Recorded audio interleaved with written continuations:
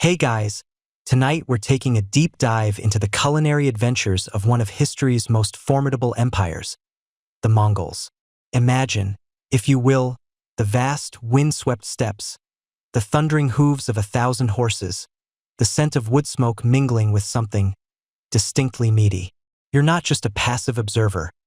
You're right there, feeling the chill of the Mongolian air, hearing the distant bleating of sheep, perhaps even dodging a stray yak.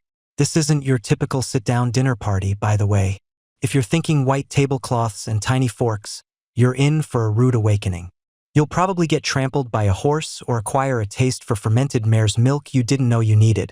So, before you get comfortable, take a moment to like the video and subscribe, but only if you genuinely enjoy what I do here. And as always, let me know where you're tuning in from and what time it is for you right now. Now, dim the lights, maybe turn on a fan for that soft background hum, and let's ease into tonight's journey together. Our adventure into the Mongol feasting begins not with a banquet hall, but with the very ground beneath their feet, or rather, the lack thereof. You see, the Mongols weren't building permanent cities or sprawling farms. Their entire existence was a symphony of movement, a nomadic ballet across the vast, unforgiving Eurasian steppes. This wasn't just a lifestyle choice. It was an absolute necessity dictated by the land itself. The steppes, while seemingly endless, offered sparse, seasonal pastures. To feed their immense herds, their very lifeblood, they had to constantly follow the grass, migrating with the seasons. Spring saw them in northern pastures, summer higher up in the mountains, autumn back down, and winter often in sheltered river valleys. It was a yearly pilgrimage, a grand, mobile ecosystem of humans and animals, and this constant motion, this perpetual state of being on the move, was the bedrock, the very foundation of every single aspect of their feasting traditions. Think about it for a moment. If your entire kitchen, pantry, and dining room are packed up and moved every few weeks or months, what does that do to your menu? Simplifies things, doesn't it?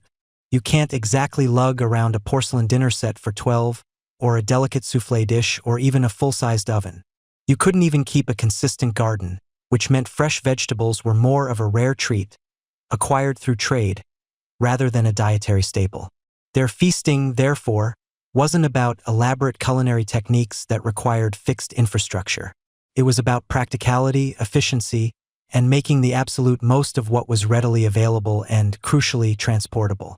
This nomadic existence meant that their diet was overwhelmingly dominated by animal products.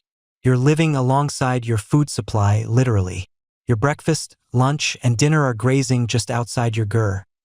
That's their portable felt tent, by the way. This primary reliance on livestock, sheep, goats, cattle, camels, and of course, horses, meant that meat and dairy weren't just components of their meals. They were the meals. You'd find very little in the way of grains or vegetables in their daily diet unless they were obtained through trade or, later, conquest. It's a diet that, frankly, makes modern keto enthusiasts look like carb loaders. The practicalities of constant movement also meant that preservation became an art form, a critical skill passed down through generations. You can't just pop down to the corner store for a fresh cut of meat when you're days or even weeks away from the nearest trading post. So, they mastered techniques like drying meat into borts, a sort of super concentrated jerky that could be stored for incredibly long periods and rehydrated when needed. Imagine a steak that lasts for months in your backpack. That's some serious trail mix right there. They also fermented dairy products, turning fresh milk into things like airag, a slightly alcoholic, highly nutritious mare's milk, which was much more stable than fresh milk and a powerhouse of energy. These weren't just ways to make food last. They were central to their very survival and formed the core of their feasting. A feast wasn't just about fresh kill. It was about showcasing the bounty of their herds, preserved and prepared with skill and foresight.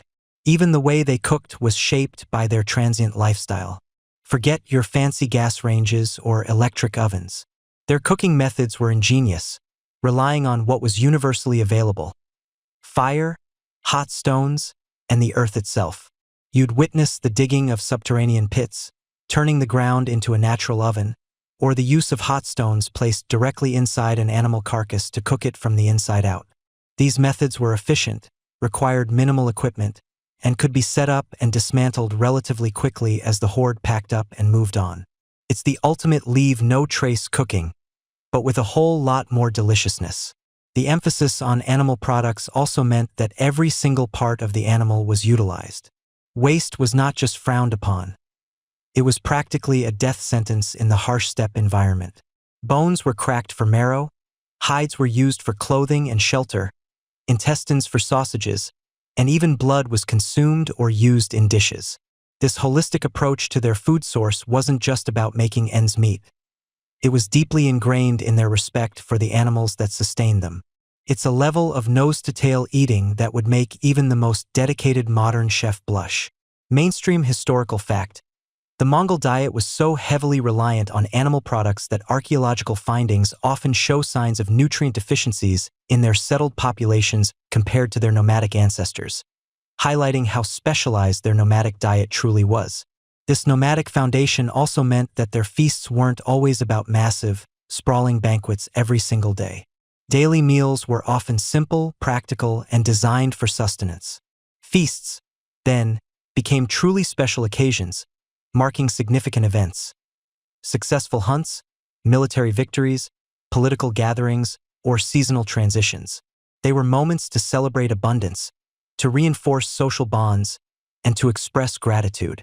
The very act of gathering and sharing a large meal was a profound statement of unity and prosperity in a life defined by movement and the unpredictable whims of nature. Historians still argue whether the frequency of these grand feasts increased or decreased significantly as the Mongol Empire expanded and absorbed more settled populations. And here's a quirky tidbit for you. Because they were always on the move, and because wood was scarce on the open steppe, the Mongols often used dried animal dung, known as argal, as their primary fuel source for cooking fires. Imagine inviting guests over and saying, "Don't mind the smell, it's just the ambience." But it was efficient, readily available, and burned hot enough for their needs. This resourceful use of every available material truly underscores their deep connection to their environment and their ingenious adaptability. In essence, the Mongol nomadic lifestyle wasn't just a backdrop to their feasting. It was the very blueprint. It dictated what they ate, how they prepared it, how they preserved it, and even when and why they celebrated. Every bite, every sip, every shared moment around a crackling fire was a testament to their incredible resilience and their mastery of life on the move. You couldn't separate the feast from the journey, because the journey was the feast, in its own rugged, magnificent way. All right, settle in, because if you thought setting up a backyard barbecue was a chore, you haven't seen anything yet. Imagine, if you will, being transported back in time, not to some cozy little village, but right into the heart of a sprawling, magnificent Mongol encampment, the khorhog. It's not just a collection of tents. It's a living, breathing, temporary city that stretches further than your modern eyes could possibly comprehend. You're standing on the vast, open steppe, and the horizon itself seems to ripple with the white felt of countless jars, those iconic round dwellings, dotting the landscape like giant, benevolent mushrooms. The air here isn't just air. It's a tapestry woven from the scent of dry earth, the subtle musk of horses, and the distant, promising hint of wood smoke, even before the main fires are truly roaring. This isn't just a casual picnic gathering. This is the preparation for a grand feast, a monumental undertaking that showcases the Mongols' unparalleled organizational skills. The scale is just immense. You might have seen pictures, but pictures don't quite capture the sheer, mind-boggling scope of it all. As you gaze out, you realize this isn't one tight cluster, but rather a carefully arranged constellation of smaller tribal units, each with its own cluster of jars, all radiating outwards from the central, larger jars of the Khan or the primary chieftains. It's like a meticulously planned festival ground, but for thousands upon thousands of people, all moving with a purpose that feels both ancient and incredibly efficient. If you've ever tried to coordinate a group of 10 friends for dinner, you'll appreciate the logistical genius at play here. The bustling energy is palpable, almost a low hum that vibrates through the very ground beneath your feet. It's not the frantic, chaotic energy of a city rush hour, but rather a purposeful, rhythmic movement, like a well-oiled machine made of flesh and felt. You see figures everywhere, moving with practiced ease. Women in their distinctive deal robes move between jars, their movements fluid and economical, carrying bundles of felt or large leather containers that slosh gently with liquids. Children, surprisingly disciplined but still full of youthful exuberance, chase after stray dogs or help with smaller tasks, their laughter occasionally bubbling up above the general din. The men, for their part, are often engaged in heavier labor, directing the positioning of the larger communal jars, or perhaps preparing the ground for the vast cooking pits that will soon be the fiery heart of the feast. One of the first things you notice, beyond the sheer number of people, is the meticulous way the camp is being prepared. This isn't just pitching a tent and calling it a day. Oh no, this is an elaborate, multi-stage process. Imagine the ground being cleared, not just for jars, but for vast, open-air communal cooking areas. You see groups of people, often women and older children, working together to flatten patches of earth, sometimes laying down extra layers of felt or hides to create cleaner, more comfortable spaces for sitting and eating. It's like they're laying out a giant, organic tablecloth across the steppe itself. The air is thick with the scent of fresh earth being disturbed, mingling with the dry, grassy perfume of the steppe. Then there's the fuel. Oh, the fuel! On the open steppe, wood is a precious commodity, often scarce. So what do? You adapt, of course. You'd witness the methodical gathering of argil, dried animal dung, primarily from horses and sheep. Now, before you wrinkle your nose, let me assure you it's surprisingly efficient and burns with a clean, hot flame, often with minimal smoke. It's like nature's perfectly prepackaged briquettes. Piles of these dried patties, looking remarkably like giant, rustic cookies, are being stacked near designated cooking spots. It's a job that requires considerable effort, and you'll see teams of people, young and old, diligently collecting and transporting these vital fuel sources. It's a testament to their resourcefulness. They weren't just conquerors, they were masters of sustainable living, long before it became a hashtag. As the sun climbs higher, casting long, sharp shadows, the preparations intensify. Large, sturdy wooden carts, known as kibitkas, which are essentially wheeled jars or transport wagons, are being moved into position, sometimes serving as temporary storage or even impromptu prep stations. These carts were ingeniously designed to be pulled by oxen or horses, making the Mongol Horde incredibly mobile, a fact that both baffled and terrified their enemies. Historians still argue whether the speed at which these massive encampments could be struck and re-erected was a more significant tactical advantage than the prowess of their cavalry. It's a fascinating debate, isn't it? Was it the horses, or the ability to essentially teleport an entire city? Water, too, is a critical component of any feast, especially one of this magnitude. You'll see lines of people, often women, making trips to the nearest river or well, carrying large leather containers or wooden buckets. The rhythmic slosh of water, the low murmurs of conversation, and the occasional splash as a container is filled contribute to the ambient soundscape. It's a constant, vital flow, reminding you that even in this vast, open space, resources are carefully managed. No waste, no fuss, just efficiency. The jars themselves are also undergoing a transformation. Inside, the felt rugs and cushions are being shaken out, cleaned, and rearranged to accommodate more guests. You might catch a glimpse of vibrant patterns and rich colors on the textiles, a stark contrast to the often monochromatic landscape outside. The central hearths within the jars, usually used for daily cooking and warmth, are being prepared for the smaller, more intimate cooking tasks that complement the larger communal efforts. It's a bit like preparing your kitchen for a big holiday dinner, except your kitchen is a portable, felt-covered dome, and your guest list numbers in the thousands. A quirky detail you might observe is the careful attention paid to the orientation of the jars. Traditionally, the door of a gur always faces south, a practice rooted in both practical sun tracking and spiritual beliefs. When setting up a khorhog, this alignment is meticulously maintained across hundreds, if not thousands, of dwellings, creating a subtle, almost invisible order within the apparent sprawl. It's a quiet nod to their deep connection with the natural world and ancient traditions, a sort of built-in compass for the entire camp. You can almost feel the collective breath being held in anticipation. The air is charged with a quiet excitement. Everyone knows what's coming. a time of bounty, community, and celebration. The preparations are not just chores.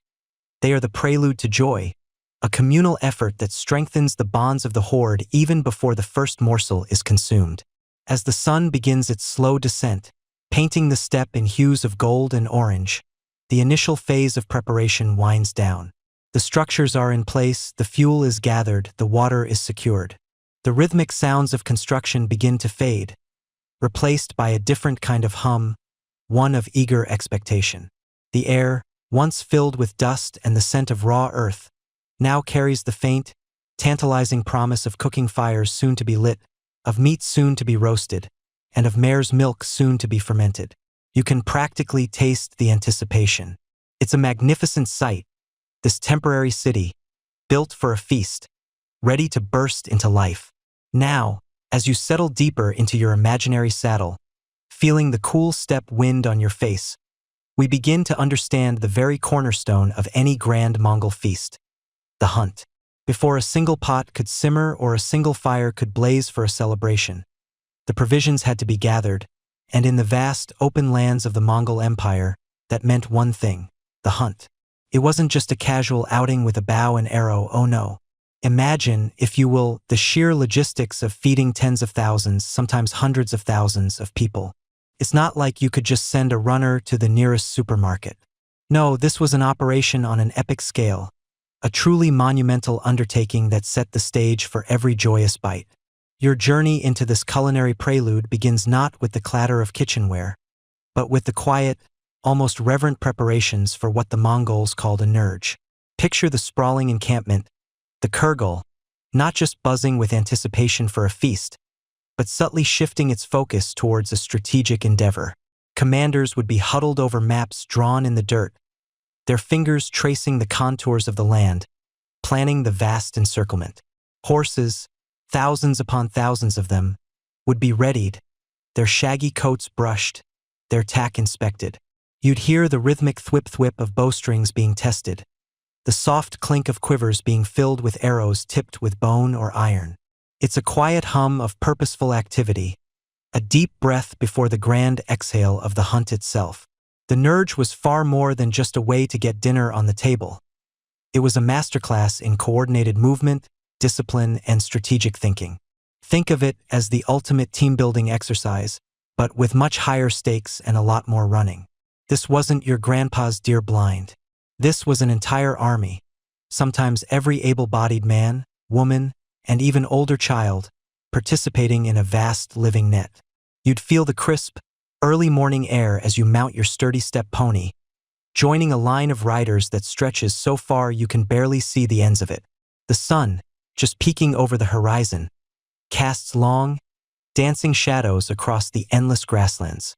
You're part of a massive, slowly moving crescent, sometimes hundreds of miles wide, designed to sweep across the steppe, pushing every living creature before it. As the days, sometimes even weeks, wear on, this colossal human and horse wall would gradually tighten. You'd ride for hours, maintaining your position, a silent, disciplined cog in a vast, living machine. The goal? To funnel every gazelle, every wild ass, every marmot, and yes, even the occasional wolf or wild boar, into a central enclosure. Imagine the patience required. No sudden movements, no loud shouts, just the steady, inexorable advance. It's like herding cats if the cats were incredibly fast, numerous, and occasionally prone to trying to break through your lines. And break through they would try. You'd see the dust clouds rising in the distance as herds of skittish antelope stampeded, only to be turned back by a line of riders, their lances held steady, their horses expertly maneuvered. It's a ballet of controlled chaos, a testament to the Mongols' unparalleled horsemanship and their collective will. And what about those jokes I promised? Well, one might be the sheer relief on a hunter's face when, after days of riding in perfect formation, the target animals actually stay within the ever-shrinking circle. It's a lot of work for a meal, let me tell you. Another might be the occasional, utterly bewildered expression on a marmot's face, suddenly finding itself surrounded by an entire horde. Excuse me, it might squeak. Is this for me? The tension would build with each passing day as the circle grew smaller, the animals denser. You'd start to hear the distant bleating, the thud of hooves, the low growls of predators also caught in the sweep. The air would become thick with dust and the scent of wild animals. Eventually, the outer ring would meet the inner ring, forming a vast, living corral. And then the signal would be given. At first, only the high-ranking nobles and the most skilled hunters would be allowed inside the circle. This was not just about provisioning. It was also a display of skill, a chance for the elite to prove their prowess. You'd watch as arrows flew with deadly accuracy, lances found their mark, and the chosen few demonstrated their mastery over the wild. It was a spectacle of power and precision. Historians still argue whether the Nurj was primarily a military exercise disguised as a hunt, or a hunt that conveniently doubled as military training. What's undeniable, though, is its dual purpose. Every maneuver, every command, every disciplined formation used in the Nurj mirrored the tactics of the Mongol army in battle. It honed their communication, their coordination, and their ability to act as one cohesive unit, transforming chaos into order. It was a living, breathing drill, preparing them for the next conquest just as much as it prepared them for the next feast. As the initial, more selective phase of the kill concluded, the rest of the horde would be permitted to enter the enclosure. It was a time of controlled culling, ensuring that enough animals were taken to feed the entire host, but also ensuring that not every animal was slaughtered. A core principle of Mongol life was respect for nature and the avoidance of waste. They understood the delicate balance of the steppe ecosystem. Any animal that escaped or was deliberately allowed to pass through a specific gap was seen as a blessing, a sign of future abundance. This wasn't wanton slaughter. It was a strategic harvest. You'd see the swift, efficient work of processing the animals, the meat quickly sectioned, the hides carefully removed, every part utilized. Even the blood was collected for certain dishes, a testament to their philosophy of zero waste. And for a quirky little tidbit, sometimes during these massive hunts, a particularly defiant or clever animal, like a cunning wolf or a powerful wild boar, would be specifically targeted not just for meat, but as a test of skill and courage for a young warrior or a chief. It wasn't just about bagging dinner. It was about proving oneself against the most formidable creatures of the steppe. Imagine the bragging rights. "Oh, you caught a gazelle? That's nice. I, however, wrestled a boar the size of a small pony." So, you see, the hunt wasn't merely the beginning of the feast. It was an integral part of the entire Mongol way of life.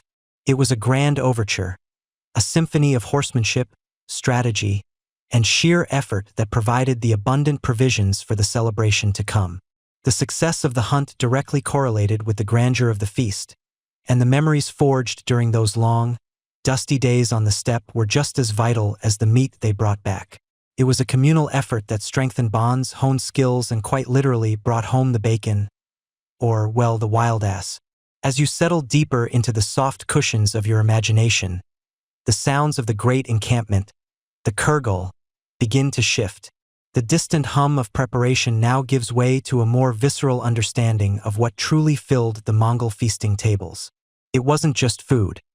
It was life itself, drawn from the vast, unforgiving, yet incredibly generous, steppe.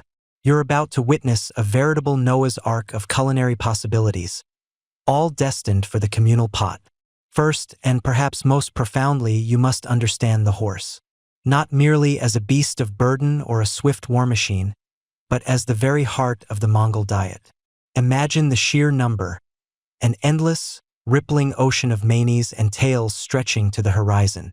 These weren't just mounts. They were walking larders, providing sustenance in countless forms. Their milk, as we'll discuss later, was transformed into the potent airag. But their meat? Oh, their meat was a staple, a source of incredible energy and warmth in the harsh steppe climate.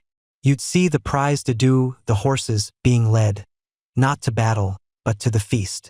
Their robust, slightly sweet, and surprisingly lean red meat was a cornerstone.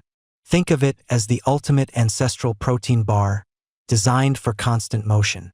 Forget your modern pre-workout shakes, the Mongols had horse. And let me tell you, it worked. The sheer stamina required for their nomadic lifestyle, for their conquests, was fueled by this powerful meat. A mainstream historical fact you'd quickly grasp is that the horse was not merely food, but a foundational element of Mongol survival and identity, revered even as it sustained them. To a Mongol, a horse was family, transport, and dinner all in one convenient, four-legged package. Beyond the noble steed, the most ubiquitous creatures you'd encounter are the sheep and goats. These are the unsung heroes of the Mongol larder, the reliable, ever-present source of daily nourishment. Picture flocks so immense they seem to blur into the landscape, a shifting, bleeding carpet across the grasslands. The Mongols, masters of animal husbandry, managed these herds with an efficiency that would make any modern rancher weep with envy. Sheep, with their fatty tails and rich, succulent meat, were the primary source of protein for everyday meals. Goats, hardier and more agile, provided leaner meat and milk, thriving in landscapes where even sheep struggled. You'd see them being expertly butchered, often with astonishing speed and minimal waste, directly within the encampment. Every part was utilized, from the tender cuts of mutton for stews to the rich fat for cooking and warmth. If horse meat was the celebratory main course, sheep and goats were the dependable, comforting, everyday bread and butter, or rather, the everyday meat and fat of the Mongol diet. They were the original fast food, always on demand, always delicious, and surprisingly eco-friendly for their time. Then there were the cattle, less common than horses or sheep in the core Mongol diet, especially in the most arid regions, but certainly present, particularly in more fertile areas. You'd see sturdy oxen, valuable for their strength in pulling carts and their hides, but also providing a substantial amount of meat for larger gatherings. Their milk, too, was used, though less culturally significant than mare's milk. Camels, the ships of the desert, were also part of the herd animals, though their meat was typically reserved for specific occasions or times of scarcity, and they were far more valued for their milk and incredible endurance in transport. It wasn't exactly a daily steak night with a side of camel hump, but they were there, a testament to the Mongols' adaptability in utilizing every available resource. Now, let's pivot from the domesticated to the wild, for the steppe was also a teeming larder of game. The great hunts, or nurge, were not just spectacles of skill and strategic genius. They were massive food-gathering operations. Imagine entire sections of the horde, spanning miles, acting as a human wall, driving thousands of animals into a central killing ground. It was like a prehistoric, very well-organized, and incredibly effective drive-through safari. You'd witness nimble gazelles, their slender forms leaping across the plains, their meat lean and quick cooking. Various species of deer, from the majestic red deer to the smaller roe deer, provided richer, more complex flavors, often prized for their specific cuts. Wild boars, dangerous and formidable adversaries, added a darker, more intense meat to the feast, a testament to the hunter's bravery and skill. These animals weren't just food. They were a challenge, a testament to the hunter's prowess, and their successful capture was a source of great pride. But for a truly quirky or fringe tidbit, let's talk about the marmot. Yes, the humble marmot. These plump, burrowing rodents were a surprisingly important part of the Mongol diet, especially for certain dishes like boodog, which we'll explore later. They were hunted not just for their meat, which was rich and fatty, but also for their fat, which was prized for cooking and medicinal purposes. Picture a Mongol hunter patiently waiting by a marmot hole, perhaps with a specially trained eagle, or simply a good shovel. It's like the ultimate survival snack pack, pre-portioned and ready to go, if you can catch it. Historians still argue whether the consumption of marmots was primarily a practical matter of utilizing an abundant resource, or if it carried specific cultural or ritualistic significance beyond mere sustenance. The debates continue, quietly, in dusty academic halls, while the marmots of today probably breathe a sigh of relief. And it wasn't just land animals. Near rivers and lakes, fish supplemented the diet, though perhaps less central than the meat of hoofed animals.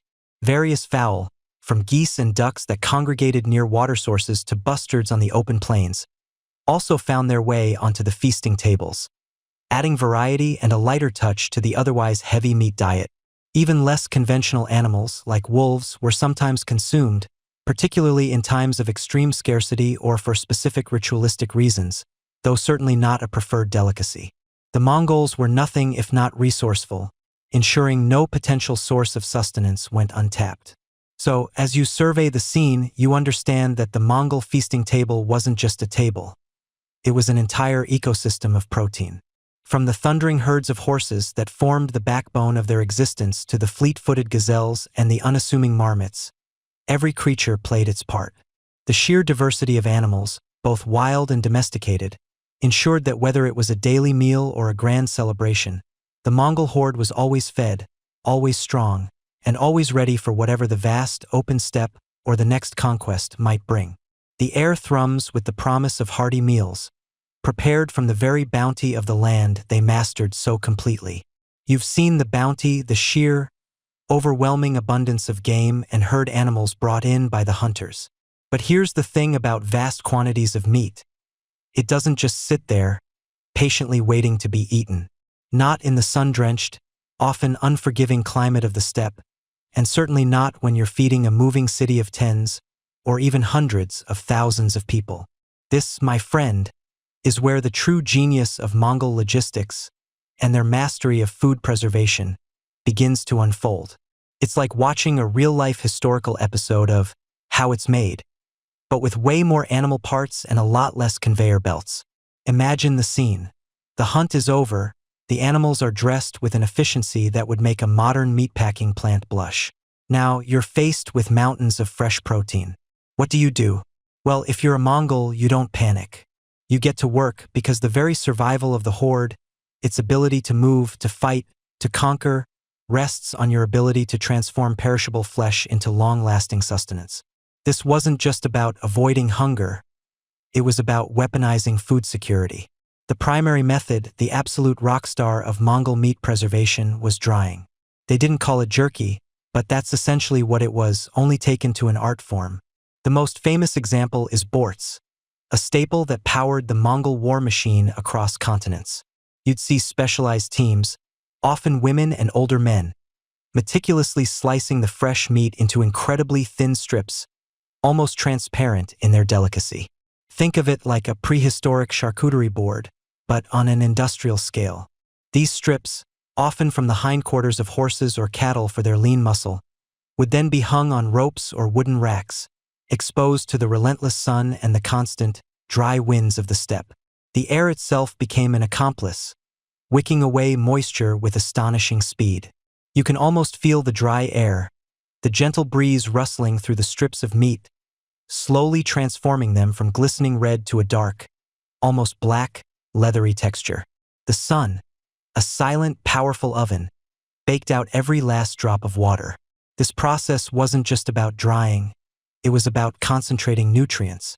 A small piece of borts held the caloric punch of a much larger quantity of fresh meat. It was the original energy bar, a superfood designed for endurance.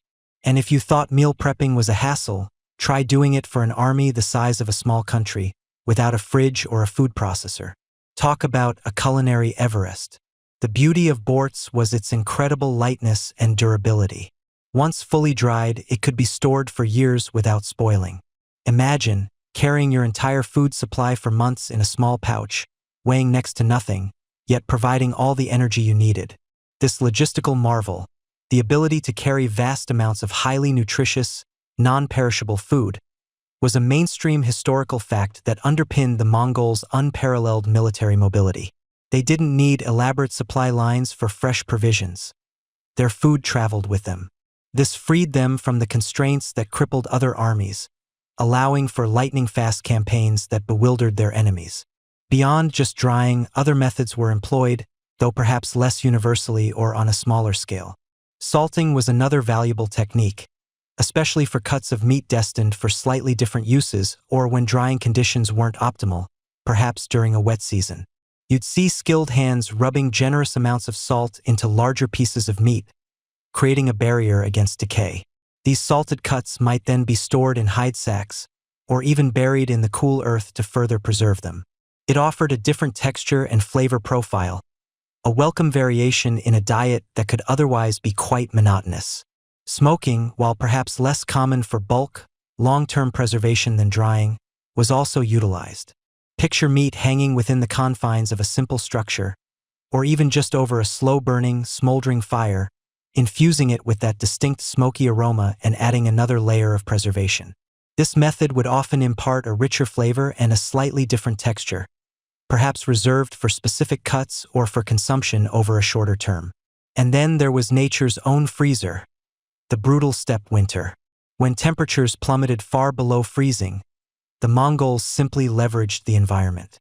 Meat could be left out in the sub-zero air, or even buried in the permafrost, effectively flash freezing it until needed. This was, of course, a seasonal solution, but an incredibly effective one, turning the harshness of winter into a massive natural cold storage unit. Imagine trying to explain best by dates to a Mongol preservationist. They'd probably just laugh and point to a piece of meat from last year's hunt, still perfectly edible. One particularly quirky or fringe tidbit about borts involves its ultimate form, meat powder. Some accounts suggest that borts could be pounded or ground into a fine powder. A spoonful of this concentrated meat dust, added to hot water, would instantly create a nourishing broth, a sort of ancient high-protein instant soup. This was the ultimate in compact, portable nutrition, allowing warriors to quickly rehydrate and replenish their strength with minimal fuss or cooking time. Think of it as the ultimate protein bar, but with way more historical street cred. The scale of this operation was simply staggering. When a large hunt brought in thousands of animals, the entire camp would transform into a meat processing hub. Every available hand would be involved, from the initial butchering to the meticulous slicing, hanging, and monitoring. The air would be thick with the scent of drying meat. Definitely not a Glade plug-in commercial, but a smell of industry and survival.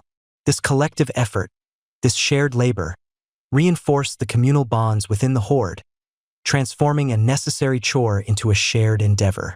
Historians still argue whether the Mongols preferred sun-drying over wind-drying in all climates, or if specific cuts were reserved for certain methods, and the precise methods used to prevent spoilage during humid periods. The nuances of their techniques, adapted to various terrains and seasons, remain a subject of fascinating debate among scholars. What is undeniable, however, is the sheer effectiveness of their methods.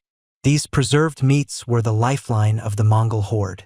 They allowed them to travel vast distances without relying on vulnerable supply lines, to endure harsh winters, and to maintain their strength and vigor on long campaigns.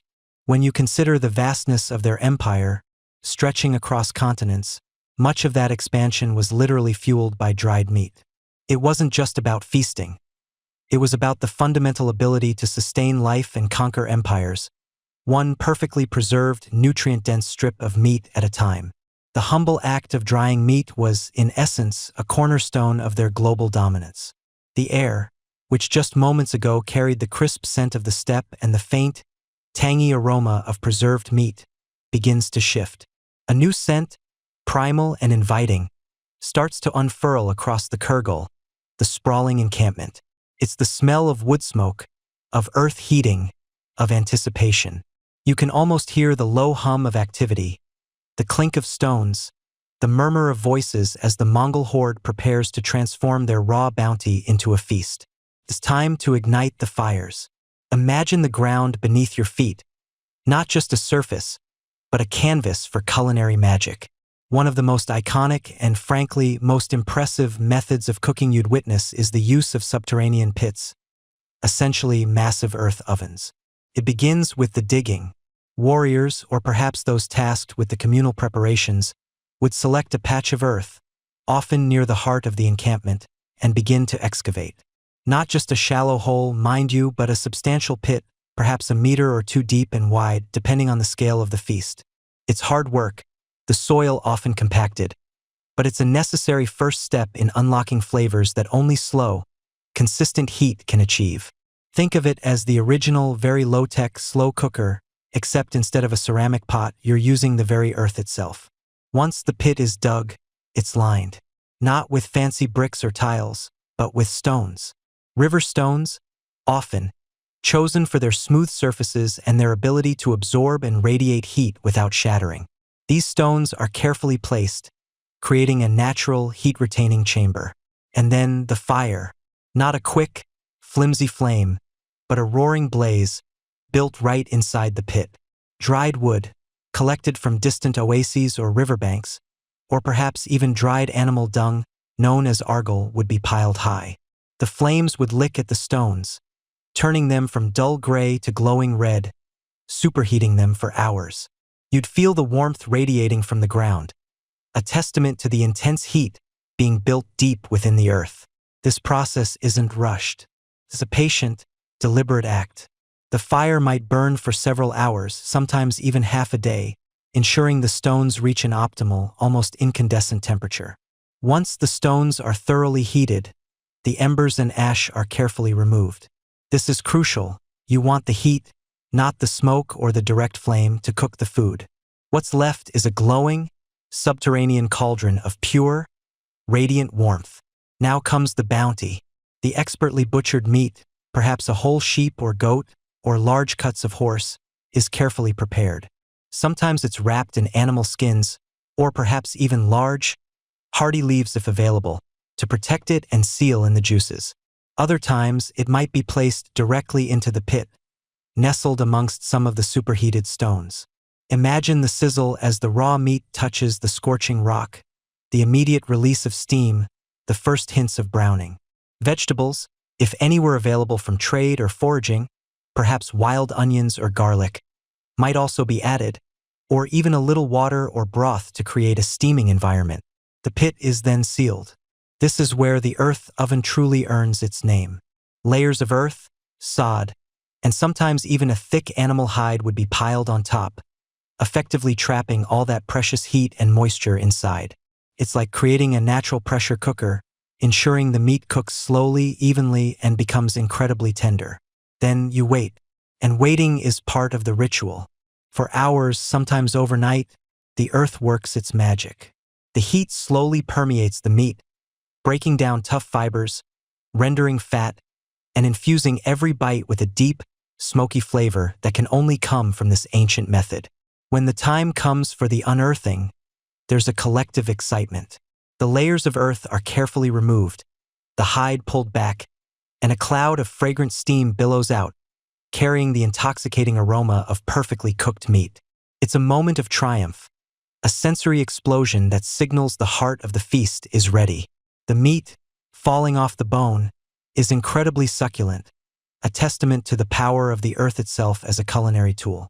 But earth ovens weren't the only trick up the Mongol culinary sleeve. Another ingenious method, often used in conjunction with or as an alternative to the pits, involved hot stones directly interacting with the food. This technique is particularly famous for dishes like boodog, a whole animal, often a marmot or goat, cooked from the inside out, and khorhog, meat and vegetables cooked in a sealed container with hot stones. The principle is simple yet effective. Smooth, non-porous river stones are collected, chosen carefully to ensure they won't shatter when heated. These stones are then placed directly into a roaring open fire, often for an hour or more, until they are glowing intensely hot. You can almost feel the heat radiating off them, even from a distance, a silent testament to the energy they're absorbing. Once incandescent, these stones are carefully and quickly transferred. For boodog, they are inserted directly into the cavity of a deboned animal. Imagine the skill required to maneuver these scorching rocks inside a carcass, ensuring even distribution. The animal is then sealed, often by tying off its neck and legs. The internal heat from the stones cooks the meat from the inside, while the skin crisps on the outside from the residual heat and perhaps a gentle flame. The fat renders, basting the meat from within, creating an incredibly tender and flavorful result. It's a bit like having an oven inside your dinner.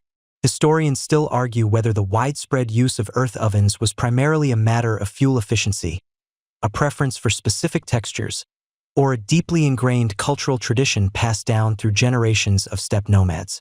For khorhog, the hot stones are placed alongside chunks of meat and vegetables, if available, within a large, sturdy pot or even a milk can, which is then tightly sealed.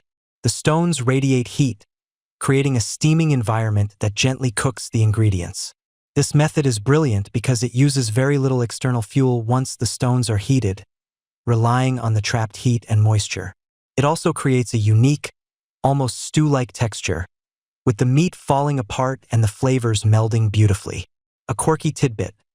After the meat is served, the hot stones, now coated in grease and flavor, are often passed around among the diners.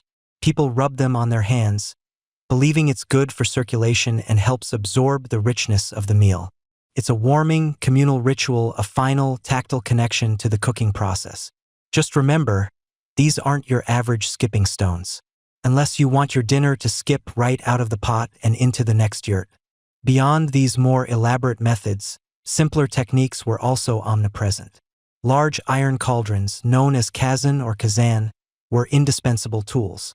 These massive pots, often suspended over open fires on tripods, were used for boiling vast quantities of meat, making hearty broths or simmering stews. A mainstream historical fact is that these kazans were central to the culinary traditions across the entire Eurasian steppe, from the Mongols to other nomadic groups, serving as the primary vessel for communal cooking.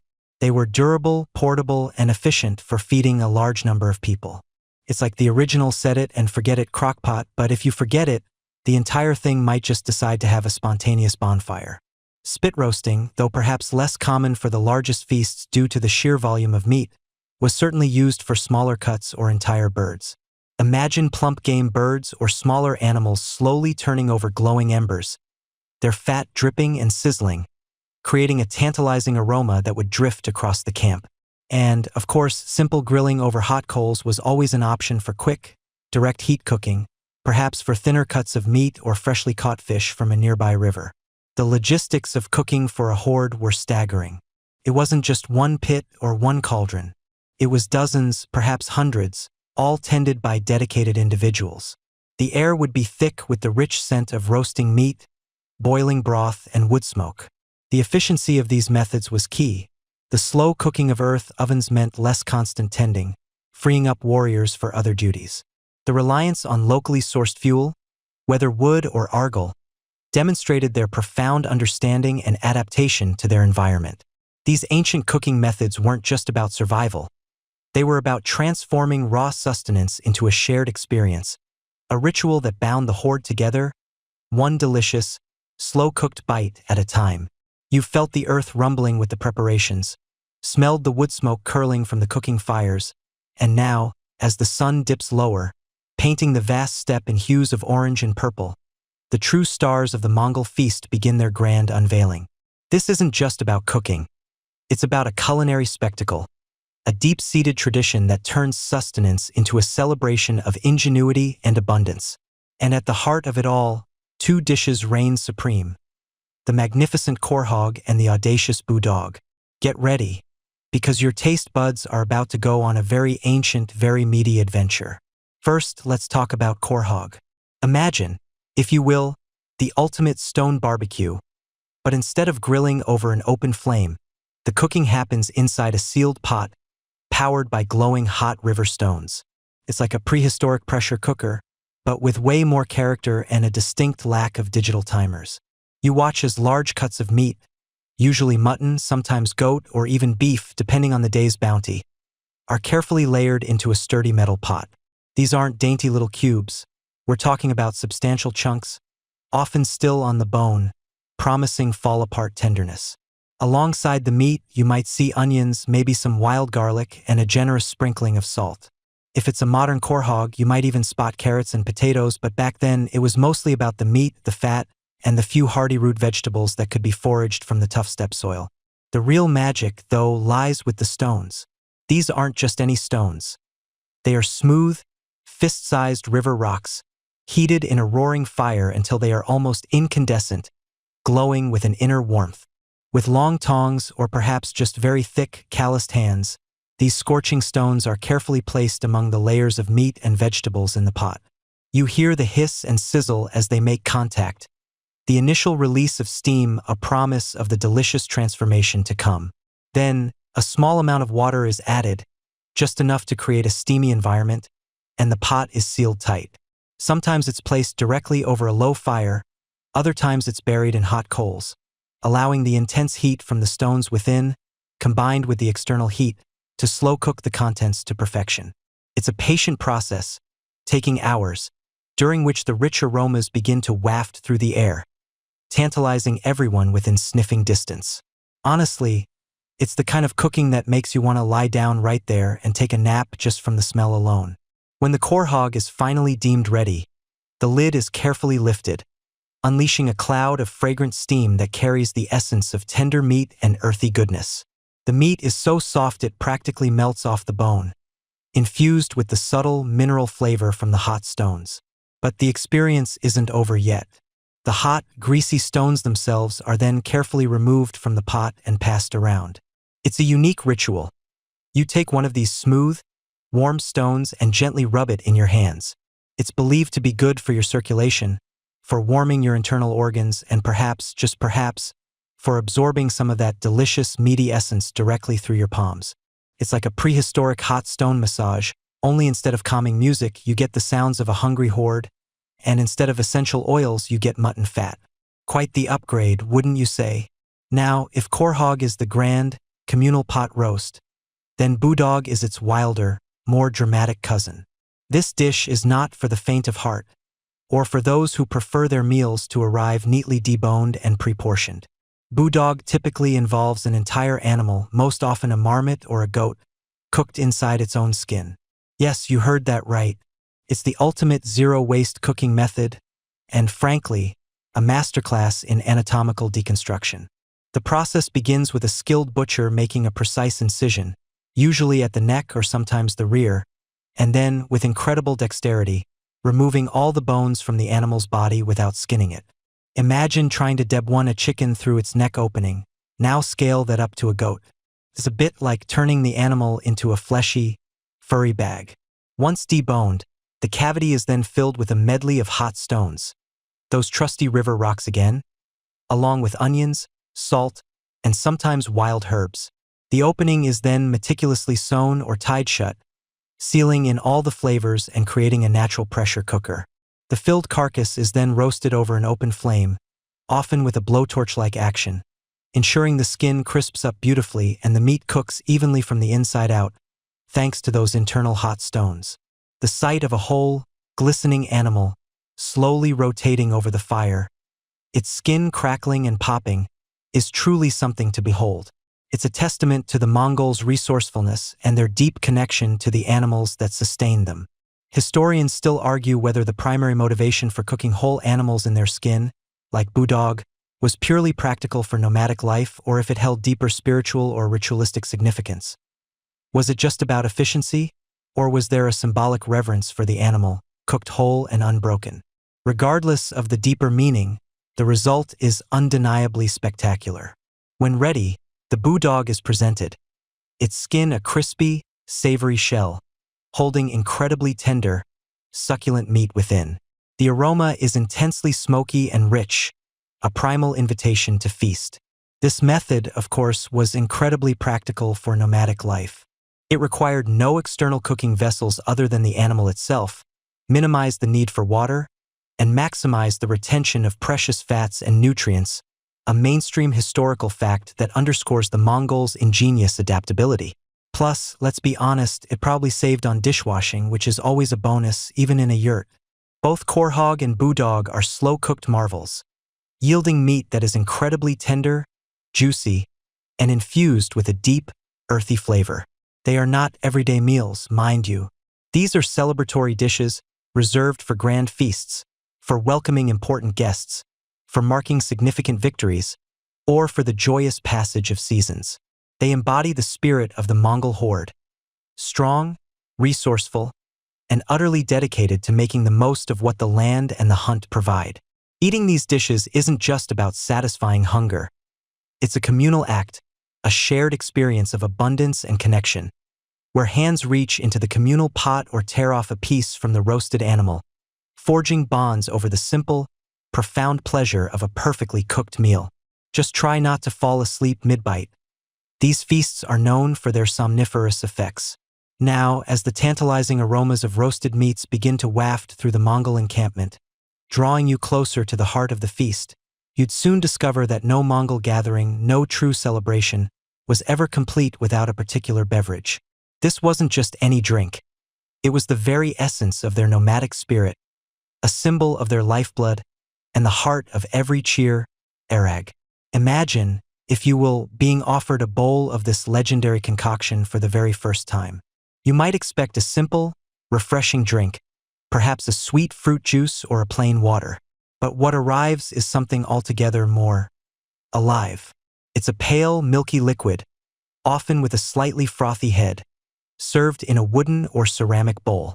You might detect a subtle, tangy aroma, something akin to a very specific, slightly sour yogurt, but with an underlying, almost imperceptible fizz. This, my friend, is airag, or as it's sometimes known in other traditions, kumi's fermented mare's milk. And believe me, it's an experience. If you're thinking, fermented milk? From a horse? You're not alone. It's definitely an acquired taste for the uninitiated. A bit like that first sip of kombucha that makes you wonder if it's gone bad, only to realize, oh, this is intentional. The process of making airag is as ancient and integral to Mongol life as the horses themselves. It begins with the mares, those magnificent, sturdy creatures that were so central to the Mongols' very existence. During the summer months, when the mares are lactating, they are milked several times a day. This isn't a quick, mechanical process. It's a careful, almost reverent act. The milk, fresh and warm, is then poured into a special container called a cohesion. This isn't just any old bucket. It's traditionally made from the hide of an animal, often a cow or a horse, meticulously prepared and smoke-cured. The leather itself, over time, contributes a subtle, earthy note to the fermentation, adding to the airag's unique character. Think of it like a very specific type of oak barrel for wine, but for milk. This is where a quirky, fringe tidbit comes in. The cohesion isn't just a container. It's a living part of the process. The older the cohesion, the richer and more consistent the fermentation, as beneficial bacteria embed themselves in the hide, acting as a natural starter culture. It's a bit like having a sourdough starter that's been passed down for generations, but for your beverages. Once in the cohesion, the real magic begins. The milk isn't just left to sit. It's churned, vigorously, repeatedly, for hours on end. Imagine the rhythmic thwack thwack thwack of a long wooden dasher plunging into the milk, aerating it, mixing it, encouraging the fermentation.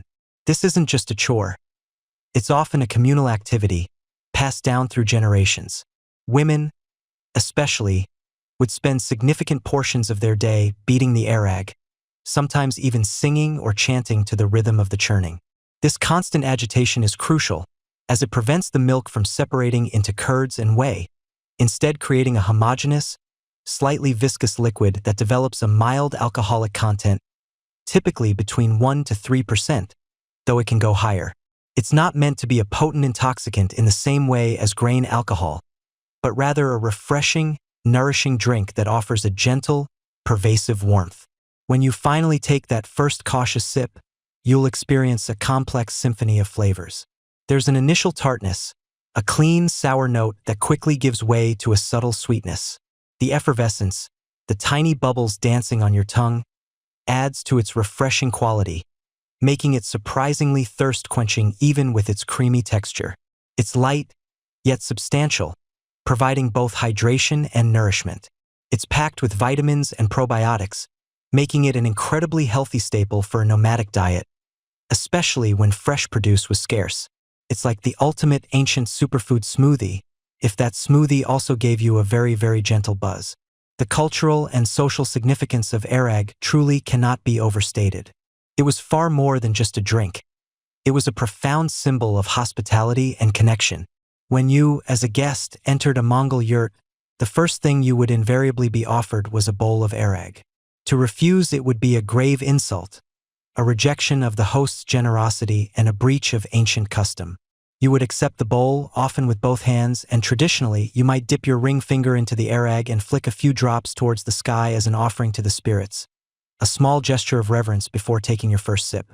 This act of offering airag to guests, to the sky, to the ancestors, cemented bonds and expressed goodwill. It was a tangible representation of the Mongols' belief in sharing and communal living. This wasn't just a courtesy. It was a ritual that underscored the very fabric of their society. At any feast, the flow of airag was constant, almost like a river of communal spirit. You'd see bowls being passed, refilled, and offered with quiet dignity. Toasts, often elaborate and heartfelt, would be made with airag, sealing agreements, celebrating victories, or simply honoring the bonds of brotherhood. It was the unifying beverage that lubricated social interactions, eased tensions, and fostered a sense of shared identity. Think of it as the ultimate social lubricant, but one that also keeps you hydrated and provides essential nutrients. It's hard to imagine a modern gathering where the main drink is also a complete meal replacement, but for the Mongols, airag often filled both roles. Historians still argue whether the precise alcoholic strength of airag remained consistent across different Mongol tribes and regions, or if it varied significantly based on the specific mare breeds, fermentation techniques, and the duration of the churning process.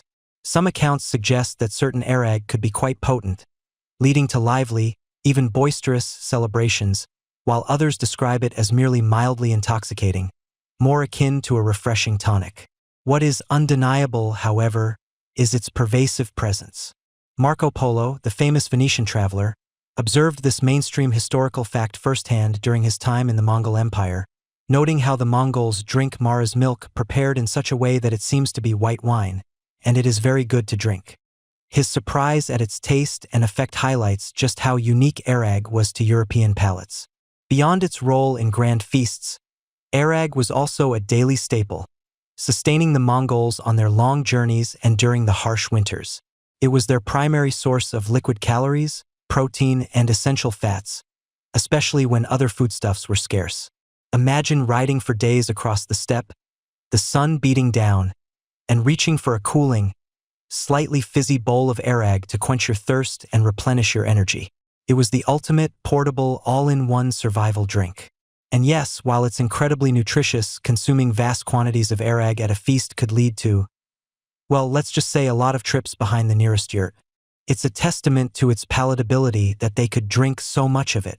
So, as you watch the Mongols raise their bowls in unison, the soft glow of the firelight reflecting off the pale liquid, you understand that airag is more than just fermented milk. It is the liquid manifestation of their nomadic ingenuity, their deep respect for their animals, and their profound sense of community.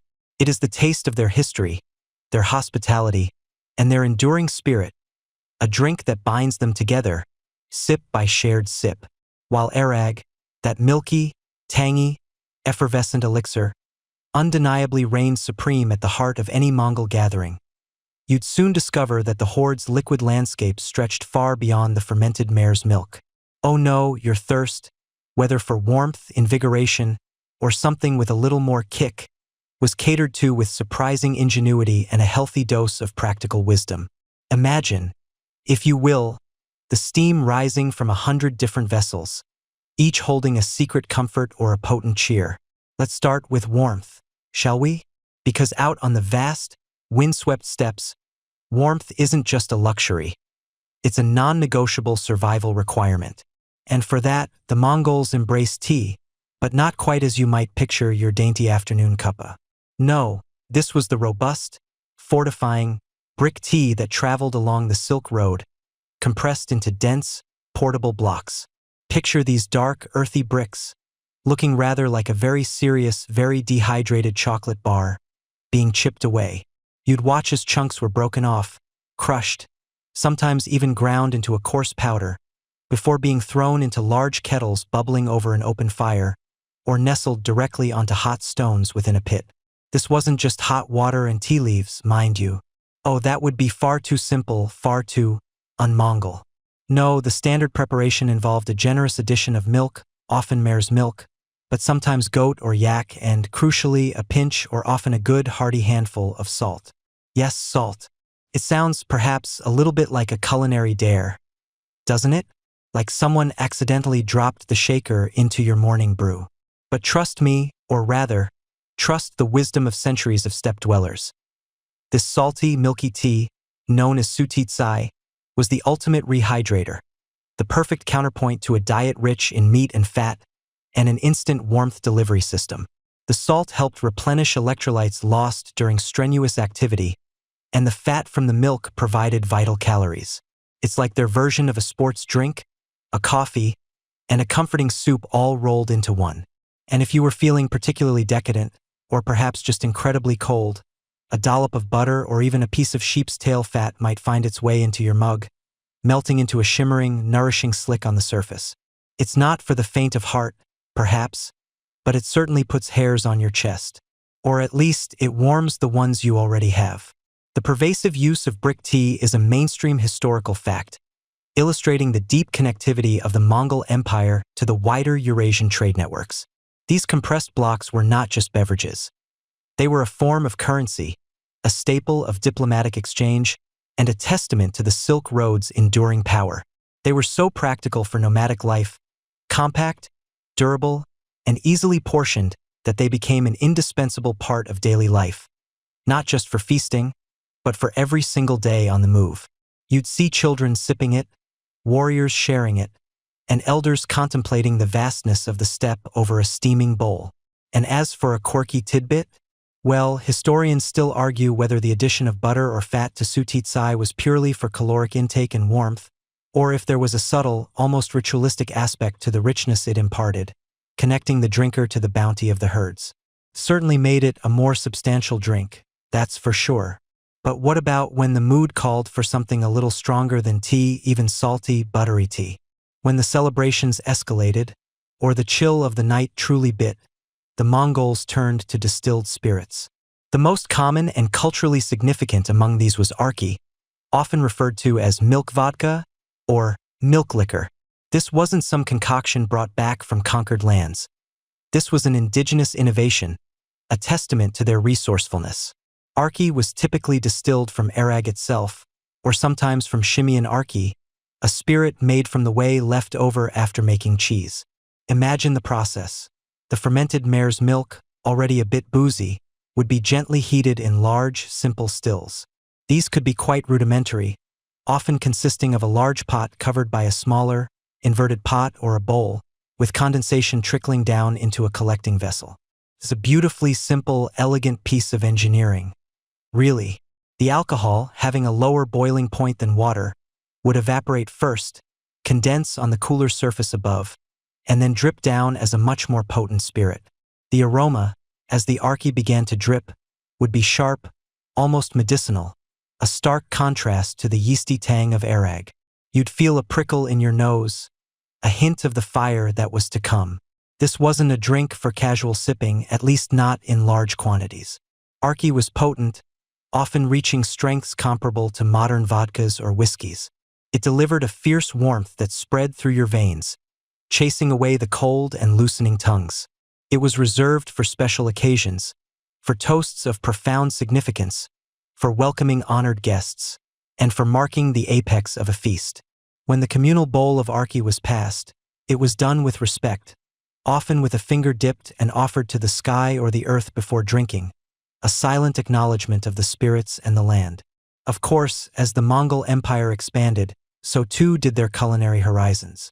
While arki remained a beloved, homegrown spirit, contact with other cultures introduced new possibilities. From China, they would have encountered various forms of rice wine and other grain-based liquors.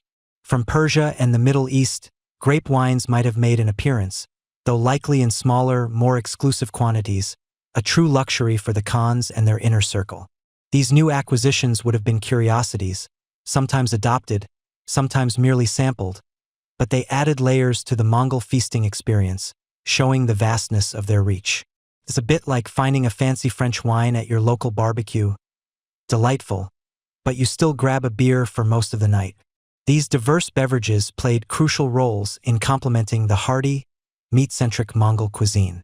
The salty tea cut through the richness of mutton and horse meat, aiding digestion and preventing that heavy, sluggish feeling. The potent arki, on the other hand, was not just a social lubricant. It was a powerful digestive aid after a massive meal, and a welcome internal furnace against the biting steppe winds.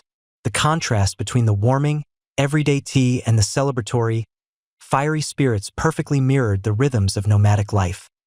Days of steady endurance punctuated by bursts of joyous, uninhibited celebration.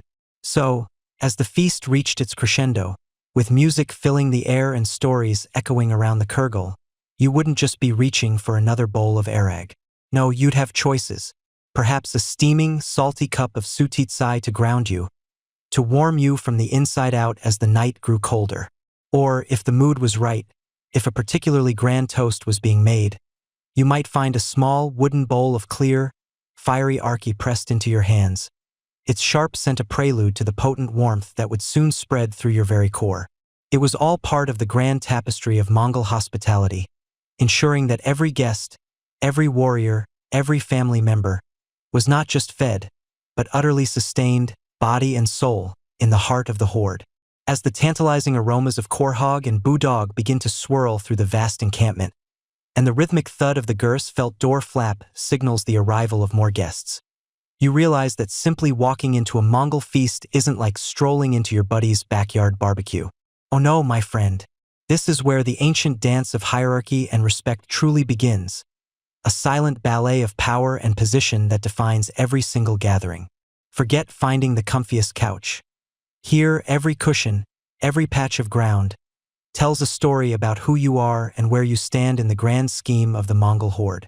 You approach the entrance of the largest gur, perhaps the Khan's own portable palace, a structure far grander than any you've seen so far, its white felt gleaming under the afternoon sun. The air hums with anticipation, a low murmur of voices punctuated by the occasional whinny of a horse or the clatter of a cooking pot. Before you even step inside, you pause because you've learned that simply crossing the threshold without thought is a major faux pas. In fact, it's not just rude.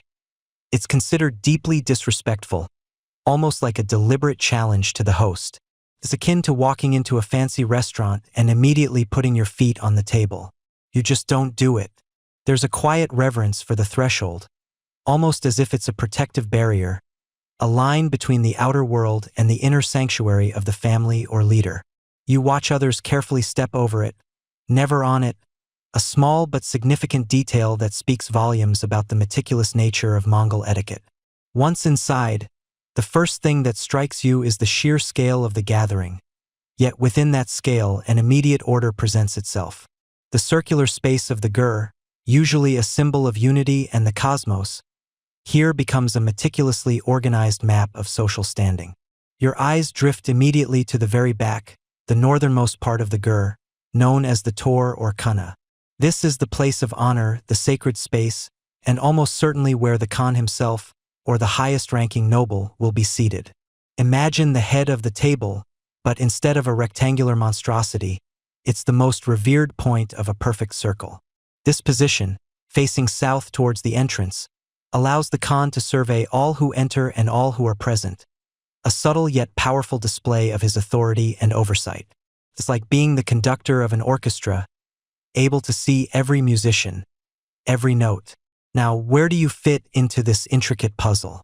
Well, unless you're a direct descendant of Genghis Khan, a formidable general, or a particularly revered shaman, you'll be finding your spot somewhere further from that hallowed northern wall.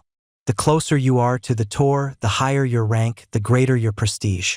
Immediately to the Khan's right, and then to his left, you'd find his closest family members, his most trusted generals, and the most influential tribal leaders.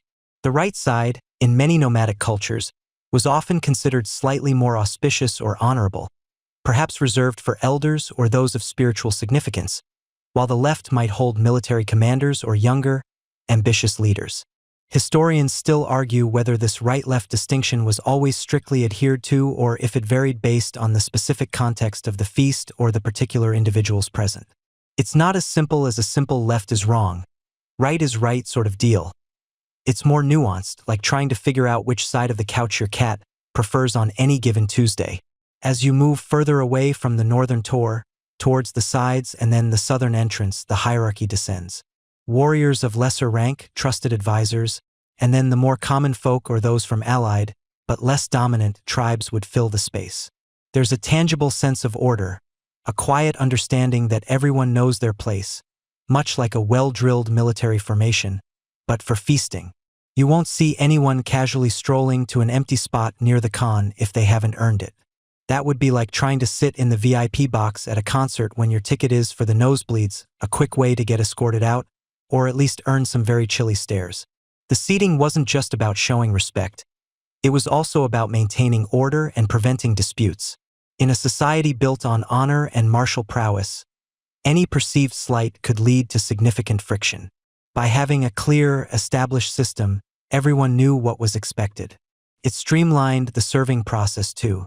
The finest cuts of meat, the first pours of airag, would always go to the Khan and those immediately around him, then systematically move down the ranks. You wouldn't reach for your cup until your superior had been served. It's a bit like waiting for the host to start eating at a formal dinner, but with far higher stakes if you get it wrong. Even the women, while often seated separately or at the edges of the main gathering depending on the specific feast and their status, had their own internal hierarchy. The Khan's primary wife, the Khatun, would hold a place of immense respect, perhaps near her husband but slightly to his side, or at a prominent position among the women. Younger wives, daughters, and other female relatives would be arranged accordingly. It wasn't always strict segregation. Sometimes, particularly at smaller, more intimate family gatherings, there was more intermingling, but the overarching principle of respect for elders and those of higher standing remained. The entire process of finding your seat and settling in is a quiet ritual. You don't rush. You don't make loud noises. You observe. You wait to be gestured to a spot, or you discreetly find your appropriate place based on your known standing. Once seated, usually on felt mats or low cushions, you maintain a respectful posture. Slouching or sprawling would be considered rude, a sign of disrespect to those of higher rank and to the feast itself. It's a bit like attending a very important meeting where everyone is subtly assessing your professionalism. Except here, your professionalism is measured by your mastery of ancient social graces. This meticulous attention to seating and etiquette wasn't merely for show. It was a fundamental pillar of Mongol social cohesion. It reinforced the power structure, reminded everyone of their duties and allegiances, and minimized potential conflicts by clearly defining who held authority. Every feast, therefore, became a living tableau of the Horde's intricate social fabric, a silent reaffirmation of the bonds that held this vast, mobile empire together. It was a powerful tool for forging unity, turning a chaotic gathering into a disciplined, respectful assembly. And let's be honest, it also made sure that the guy who always tries to sneak the biggest piece of meat got his rightful turn, which in any society is a win. So, as you finally settle onto your assigned spot, feeling the rough texture of the felt beneath you, you become part of this ancient, living tradition. You're not just attending a meal, you're participating in a carefully choreographed ceremony, a testament to the Mongols' genius not just in conquest, but in creating and maintaining a stable, ordered society, even while constantly on the move. It's a quiet power, this ability to organize 1,000 people into a perfectly respectful dining experience, without a single seating chart app. Truly impressive. As the last sips of airag are savored and the warmth of the communal meal settles deep within your belly, a different kind of energy begins to stir across the sprawling kurgal. The air, once thick with the aroma of roasted meats and the murmur of conversation, now hums with anticipation. You've dined, you've drunk, and now it's time for the show. This isn't just about filling your stomach. It's about feeding the soul of the Horde, about reinforcing bonds through shared joy and, sometimes, a little friendly competition. Think of it as the ultimate ancient variety show, but with significantly more muscle and less sparkly confetti. First, the music drifts in, soft at first, then growing more resonant. You might hear the soulful, almost haunting strains of the Morin Kur, the horsehead fiddle. Its two strings, traditionally made of horsehair, produce a sound that feels as vast and open as the steppe itself. It can be mournful, telling tales of separation and longing, or it can be vibrant, mimicking the thundering hooves of 1,000 horses. As the musician draws the bow across the strings, you can almost feel the wind whipping through your hair, even inside the cozy warmth of a jar. And then there's the throat singing. Oh, the throat singing. It's like a secret language where one person produces multiple notes simultaneously. A low drone, a high whistle, all from the same throat. It's an auditory illusion, a vocal magic trick that makes you wonder if they've got a hidden bird tucked away somewhere in their windpipe. It's truly mesmerizing, a sound that seems to vibrate not just in your ears, but deep within your very bones. It's the kind of music that makes you want to lie back, close your eyes, and just let the vibrations carry you away, perhaps to a dream where even the steppe ponies are tapping their hooves in time. But the Mongols weren't just about contemplative melodies. Oh no, the energy quickly escalates as the three manly sports of Naadam begin to take center stage. These aren't just games. They are a celebration of strength, skill, and the very essence of nomadic life. You're about to witness displays of might that would make even the most seasoned modern athlete nod in respect. First up, and arguably the most captivating, is Bok or Mongol wrestling. Imagine two powerful figures, clad in surprisingly minimal attire. A small, open-chested vest called a zodog that shows off their impressive musculature, and tight shorts known as shudag. No weight classes, no lengthy rounds, just raw power and strategy. The goal is simple. Make your opponent touch the ground with any part of their body other than their feet or hands. You watch as they circle each other, hands extended, looking for an opening. The tension is palpable. The crowd, which just moments ago was quietly listening to a Morin Kur, now erupts with shouts and cheers, urging on their favorites. There's a distinct lack of fanfare, no dramatic walkout music, just the raw power of two men testing their limits. It's less about brute force, though there's plenty of that, and more about leverage, balance, and a surprising amount of agility for men of their stature. When a wrestler finally manages to throw his opponent, he performs an elegant, almost avian eagle dance, stretching his arms out like wings, leaping and circling, a gesture of respect and triumph. It's a truly unique display, and you realize these aren't just athletes. They're living embodiments of the Mongol spirit. This practice, of course, isn't just for show. It's a direct reflection of the physical prowess required for survival and conquest on the steppe. It's a mainstream historical fact that these wrestling contests were, and still are, central to Mongol identity and physical training. Next, your gaze shifts to the archery competition. Here, precision and focus are paramount. Mongol bows, often composite bows made from horn, wood, and sinew, are incredibly powerful. You watch as archers, some on foot, some on horseback, send arrows whistling towards distant targets. The targets aren't your typical bullseyes. They're often small, cylindrical leather mounds arranged on the ground, requiring a challenging downward trajectory. The skill involved is breathtaking. Imagine trying to hit a small tin can from 100 yards, but doing it while your horse is galloping at full tilt across uneven terrain. It's a testament to years, perhaps even a lifetime of practice. There's a quiet intensity here, a stark contrast to the boisterous wrestling. As each archer concentrates, draws, and releases, the thwack of the arrow hitting its mark met with appreciative murmurs from the onlookers. And then there's the horse racing. This isn't your typical thoroughbred track event. Oh no, these races are long, sometimes covering dozens of miles across the open steppe. And the jockeys? They're often children, sometimes as young as 5 or 6, riding bareback, their small frames clinging to the powerful horses. It's a quirky tidbit that these tiny jockeys are chosen not just for their light weight, but for their innate connection with the horses, a bond forged from infancy. You see them, a blur of motion and dust, their faces set with fierce determination, their small hands gripping the horse's manes. The sheer endurance of both horse and rider is astounding. There are no fancy grandstands, no betting parlors, at least, not in the way you might imagine them. Just the thunder of hooves, the shouts of encouragement, and the incredible spectacle of these magnificent animals and their fearless young riders. It's a powerful reminder that for the Mongols, a horse wasn't just a mode of transport. It was a partner, a weapon, and an extension of their very being. You might even find yourself wondering if, back in your own time, your car would ever listen to you as well as these horses listened to their pint-sized pilots. Probably not. But the entertainment isn't solely physical. As dusk settles and the fires crackle brighter, the focus shifts. Now it's time for the bards and storytellers. Imagine sitting around a roaring fire, the glow illuminating the rapt faces of the horde, as a master storyteller begins to weave a tale. These aren't just bedtime stories. They are the living history of the Mongol people. Epic poems, sometimes hundreds of verses long, recount the heroic deeds of legendary warriors, the wisdom of ancient Khans, and the origins of their people.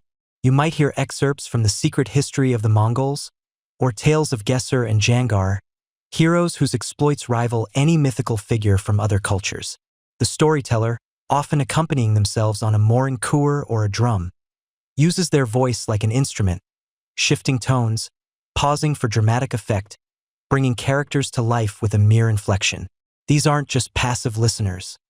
The audience participates, sometimes murmuring responses, sometimes joining in on a refrain. Historians still argue whether the primary purpose of these feasting games and storytelling sessions was genuine merriment or a highly effective, disguised form of military readiness training and cultural indoctrination. But as you sit there, captivated by the rhythm of the words and the flicker of the firelight, you're just happy to be part of something so ancient and profound. It's like the world's original podcast, but with better acoustics and absolutely no ads trying to sell you something you don't need. Unless, of course, the story is subtly trying to sell you on the virtues of absolute loyalty to the Great Khan. Which, let's be honest, it probably is. So, as the night deepens and the stars begin to emerge, you realize that these feasts are far more than just meals. They are vibrant, multi-sensory experiences, carefully orchestrated spectacles that reinforce identity, honor tradition, and prepare the horde for whatever challenges lie ahead. The merriment, the music, and the might displayed here are the very sinews of their society, binding them together in a way that mere sustenance never could. You drift off, the echoes of throats singing and the imagined thunder of hooves still resonating in your mind. So, you've seen the roaring fires, the vast quantities of meat being prepared, the bubbling stews, and the rivers of airag flowing. But why go to all this monumental effort? Why mobilize an entire horde, from the lowliest herder to the mightiest Khan, to stage such an elaborate culinary spectacle? You see, a Mongol feast was never just about eating. Oh no, that would be far too simple for such a complex, nomadic society.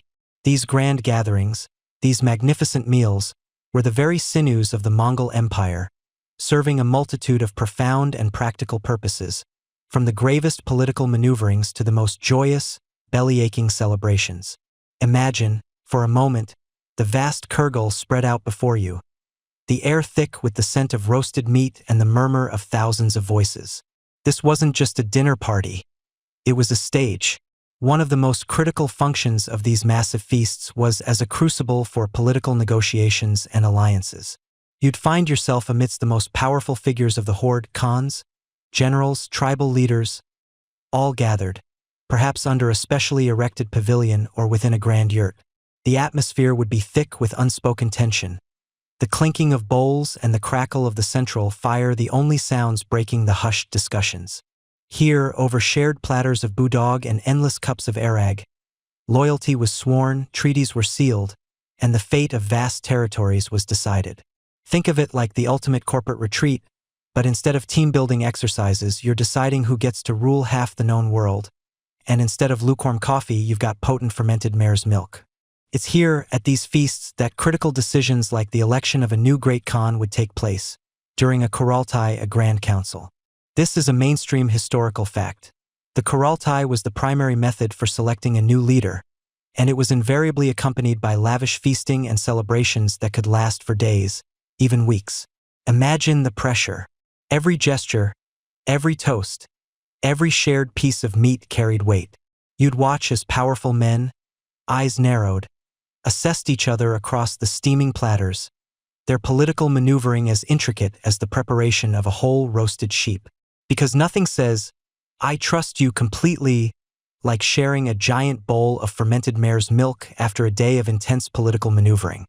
Right? Beyond the high-stakes politics, these feasts also served as vital platforms for displaying wealth and power.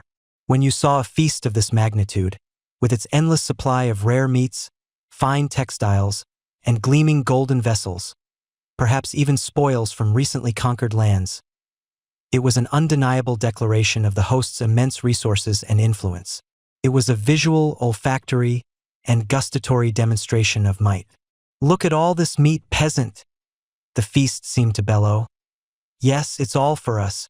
You get to bask in our glory and maybe catch a stray bone if you're lucky." This wasn't just about feeding the multitude. It was about impressing them, reminding them of the hierarchy, and solidifying the host's position at the apex of the social pyramid. But let's not make it sound too serious. Not every feast was a grim political summit. Many were joyous seasonal celebrations and communal gatherings.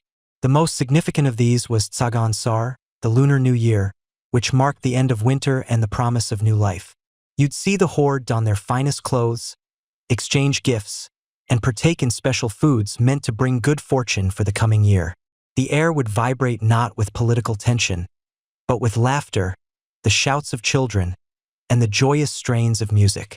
Other celebrations included successful hunts, the births of children, and, of course, weddings.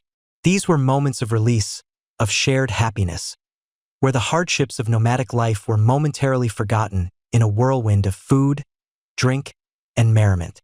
And you thought your family's holiday dinner was stressful. Try coordinating a feast for 10,000 people who've just spent a year chasing yaks across the steppes. These celebrations were critical for reinforcing social cohesion and fostering brotherhood within the horde. In a society constantly on the move, with disparate tribes and clans brought together under a single banner, shared meals were powerful rituals for forging unity and loyalty. When you break bread, or more accurately, tear off a piece of roasted gazelle with someone, a bond is formed. It's a primal act of trust and community. You'd sit elbow to elbow with warriors, craftsmen, and elders, all partaking from the same bounty, all sharing in the same experience. This communal act transcended individual differences, reminding everyone that they were part of something much larger than themselves. Historians still argue whether the primary purpose of these grand feasts was truly communal bonding or more a demonstration of hierarchical power and control, but it's clear both elements were always at play. Beyond the formal political gatherings and seasonal festivities, feasts also served as informal military planning sessions and victory celebrations. Before a major campaign, a feast might be held to boost morale, to lay out strategy, and to ensure every warrior was well-fed and ready for the challenges ahead. After a triumphant return, these feasts would transform into exuberant victory parties, where the spoils of war might be displayed, heroes honored, and the collective might of the horde celebrated. You can almost hear the triumphant roars, the clanking of weapons, and the boisterous toasts to future conquests. I bet their war council meetings were way more productive than ours. So we conquer Persia, then what? More khorhog, and here's a quirky or fringe tidbit. Sometimes, these feasts were so prolonged and so focused on the consumption of airag and other potent spirits that important decisions or even military campaigns would be postponed for days, even weeks, until the leaders had sufficiently recovered. Imagine the historical ripple effect if a major invasion was delayed because the generals were too hungover to ride. It adds a certain human, slightly comical element to the otherwise formidable image of the Mongol war machine. So, from solemn oaths sworn over steaming platters to boisterous celebrations under the vast steppe sky, from the careful display of power to the raw forging of brotherhood, the Mongol feast was a multi-layered phenomenon. It was sustenance for the body, yes, but even more so, it was sustenance for the very fabric of the empire, weaving together its disparate threads into a formidable, unified whole. Every bite, every sip, every shared laugh or tense silence was a part of the grand tapestry of Mongol power and survival. So far, we've painted a picture of grand gatherings, of sprawling camps settling down for days of merriment and magnificent meals. But now, let's pull back the curtain on a truly mind-boggling aspect of Mongol life. How on earth did they maintain any semblance of their feasting traditions while galloping across continents, conquering empires, and generally being the most formidable fighting force the world had ever seen? It's one thing to host a backyard barbecue. It's quite another to cater a multi-course banquet for tens of thousands of people while simultaneously orchestrating a military campaign that spans thousands of miles and involves besieging heavily fortified cities. You'd think the simple act of putting food in your mouth would become a secondary, almost forgotten concern. Imagine, if you will, being part of this relentless tide. One day you're in the dusty plains of Central Asia, the next you're crossing frozen rivers in Eastern Europe, and then you're slogging through the mud of a besieged city in Persia. Your primary objective is victory, survival, and staying ahead of the enemy. Yet, the Mongols, with their deep-seated cultural reverence for shared meals, found ways to keep the fires of their feasts burning, even if they were just embers compared to the roaring infernos of peacetime celebrations. This wasn't just about sustenance. It was about maintaining morale, reinforcing unity, and perhaps most importantly, preserving their very identity as a nomadic people, even as they became the rulers of a vast sedentary world. The logistical challenge was, frankly, monstrous. Most armies throughout history have relied on cumbersome supply lines, stretching back to depots and granaries. The Mongols, however, famously didn't. Or, more accurately, they were their own supply line. You weren't just a soldier, you were also a mobile pantry, a walking larder, and occasionally a living, breathing, galloping protein shake. This brings us to the first, and perhaps most crucial, innovation, the live larder. As you trudge along, you'd be surrounded not just by fellow warriors, but by vast herds of livestock, sheep, goats, and, of course, horses. These animals weren't just for riding or pulling carts. They were walking, bleeding, future dinners. Imagine the sheer scale of it. Thousands upon thousands of animals moving with the horde, a living, breathing food source that replenished itself, albeit slowly. It's like trying to cater a multi-city music tour by bringing your entire farm with you. The dust, the noise, the sheer number of hooves. It's a wonder anyone got any sleep. Beyond the ambulatory buffet, the Mongols mastered the art of food preservation, turning it into a mobile, high-energy fuel source. We've talked about borts, that incredibly dense, dried meat that could sustain a warrior for days. On campaign, borts was less a delicacy and more a lifeline. You'd carry your personal supply, a compact brick of protein that could be gnawed on directly or rehydrated in hot water to make a thin, nourishing broth. Think of it as the ultimate original energy bar, but instead of a chewy granola mix, it's pure, concentrated animal protein. And unlike your typical modern energy bar, which probably tastes like cardboard and regret, borts was the taste of survival, of home, of the steppe itself. Along with borts, you'd find arrowel, dried curds, offering another lightweight, durable source of protein and calcium. These weren't just snacks. They were the backbone of the Mongol campaign diet, enabling their famed speed and endurance by minimizing the need to stop and forage extensively. Now, for the cooking itself. When you're on the move, you can't exactly set up a five-star kitchen. The Mongols adapted their traditional cooking methods for maximum efficiency and portability. The khorhog, which we discussed as a grand feast dish, could be simplified for campaign use. Instead of digging a massive pit, smaller, more temporary arrangements would be made. Hot stones were still the key, but perhaps the vessel would be a simple pot, or even just the carcass of an animal itself for the boodog method. You'd witness the swift, almost surgical, precision with which an animal would be butchered, its meat quickly prepared and cooked over readily available fuel, often dried dung, which, surprisingly, burns quite hot and with minimal smoke, a handy feature when you don't want to alert the enemy to your dinner plans. The speed of their campaigns was legendary, a mainstream historical fact that bewildered their sedentary opponents. This speed was intrinsically linked to their self-sufficiency. They didn't wait for supply wagons. They were the supply wagons. This meant that while grand, multi-day feasts were rare during active conquest, smaller, more frequent, and highly efficient communal meals were essential. After a long day's ride, or even after a skirmish, the commanders would ensure that food was prepared. It might be a simple stew, a quick roast, or even just rehydrated borts, but the act of sharing it, of sitting together, however briefly, reaffirmed the bonds of the horde. Water, the often unsung hero of any campaign, presented its own colossal challenge. You can't feast without water, not just for drinking, but for cooking, for the animals. The Mongol scouts were masters at finding water sources, predicting their locations, and planning routes accordingly. Imagine the logistics of watering tens of thousands of people and hundreds of thousands of animals in unfamiliar territory. It was a constant, pressing concern, far more critical than finding the perfect spice blend for your khorhog. And what about the purpose of these campaign feasts?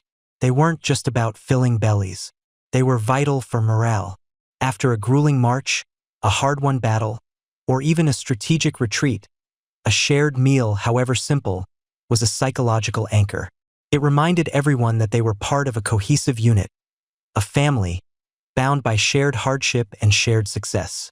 It was a moment of respite, a chance to relax, exchange stories, and reinforce loyalty to their commanders and to the great Khan himself. You'd hear the quiet murmur of conversation, the occasional burst of laughter, perhaps even a short song, before the silence of the night settled once more. First up, and arguably the most captivating, is Bok or Mongol wrestling. Imagine two powerful figures, clad in surprisingly minimal attire. A small, open-chested vest called a zodog that shows off their impressive musculature, and tight shorts known as shudag. No weight classes, no lengthy rounds, just raw power and strategy. The goal is simple. Make your opponent touch the ground with any part of their body other than their feet or hands. You watch as they circle each other, hands extended, looking for an opening. The tension is palpable. The crowd, which just moments ago was quietly listening to a Morin Kur, now erupts with shouts and cheers, urging on their favorites. There's a distinct lack of fanfare, no dramatic walkout music, just the raw power of two men testing their limits. It's less about brute force, though there's plenty of that, and more about leverage, balance, and a surprising amount of agility for men of their stature. When a wrestler finally manages to throw his opponent, he performs an elegant, almost avian eagle dance, stretching his arms out like wings, leaping and circling, a gesture of respect and triumph. It's a truly unique display, and you realize these aren't just athletes. They're living embodiments of the Mongol spirit. This practice, of course, isn't just for show. It's a direct reflection of the physical prowess required for survival and conquest on the steppe. It's a mainstream historical fact that these wrestling contests were, and still are, central to Mongol identity and physical training. Next, your gaze shifts to the archery competition. Here, precision and focus are paramount. Mongol bows, often composite bows made from horn, wood, and sinew, are incredibly powerful. You watch as archers, some on foot, some on horseback, send arrows whistling towards distant targets. The targets aren't your typical bullseyes. They're often small, cylindrical leather mounds arranged on the ground, requiring a challenging downward trajectory. The skill involved is breathtaking. Imagine trying to hit a small tin can from 100 yards, but doing it while your horse is galloping at full tilt across uneven terrain. It's a testament to years, perhaps even a lifetime of practice. There's a quiet intensity here, a stark contrast to the boisterous wrestling. As each archer concentrates, draws, and releases, the thwack of the arrow hitting its mark met with appreciative murmurs from the onlookers. And then there's the horse racing. This isn't your typical thoroughbred track event. Oh no, these races are long, sometimes covering dozens of miles across the open steppe. And the jockeys? They're often children, sometimes as young as 5 or 6, riding bareback, their small frames clinging to the powerful horses. It's a quirky tidbit that these tiny jockeys are chosen not just for their light weight, but for their innate connection with the horses, a bond forged from infancy. You see them, a blur of motion and dust, their faces set with fierce determination, their small hands gripping the horse's manes. The sheer endurance of both horse and rider is astounding. There are no fancy grandstands, no betting parlors, at least, not in the way you might imagine them. Just the thunder of hooves, the shouts of encouragement, and the incredible spectacle of these magnificent animals and their fearless young riders. It's a powerful reminder that for the Mongols, a horse wasn't just a mode of transport. It was a partner, a weapon, and an extension of their very being.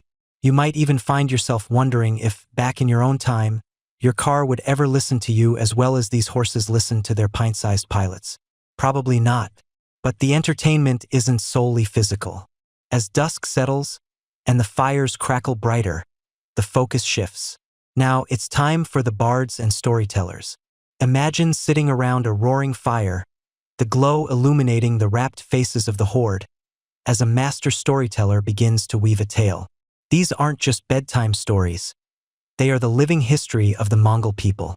Epic poems, sometimes hundreds of verses long, recount the heroic deeds of legendary warriors, the wisdom of ancient Khans, and the origins of their people. You might hear excerpts from the secret history of the Mongols, or tales of Gesser and Jangar, heroes whose exploits rival any mythical figure from other cultures. The storyteller, often accompanying themselves on a morin khor or a drum, uses their voice like an instrument, shifting tones, pausing for dramatic effect, bringing characters to life with a mere inflection. These aren't just passive listeners. The audience participates, sometimes murmuring responses, sometimes joining in on a refrain. Historians still argue whether the primary purpose of these feasting games and storytelling sessions was genuine merriment or a highly effective, disguised form of military readiness training and cultural indoctrination. But as you sit there, captivated by the rhythm of the words and the flicker of the firelight, you're just happy to be part of something so ancient and profound. It's like the world's original podcast, but with better acoustics and absolutely no ads trying to sell you something you don't need. Unless, of course, the story is subtly trying to sell you on the virtues of absolute loyalty to the Great Khan. Which, let's be honest, it probably is. So, as the night deepens and the stars begin to emerge, you realize that these feasts are far more than just meals. They are vibrant, multi-sensory experiences, carefully orchestrated spectacles that reinforce identity, honor tradition, and prepare the horde for whatever challenges lie ahead. The merriment, the music, and the might displayed here are the very sinews of their society, binding them together in a way that mere sustenance never could. You drift off, the echoes of throats singing and the imagined thunder of hooves still resonating in your mind.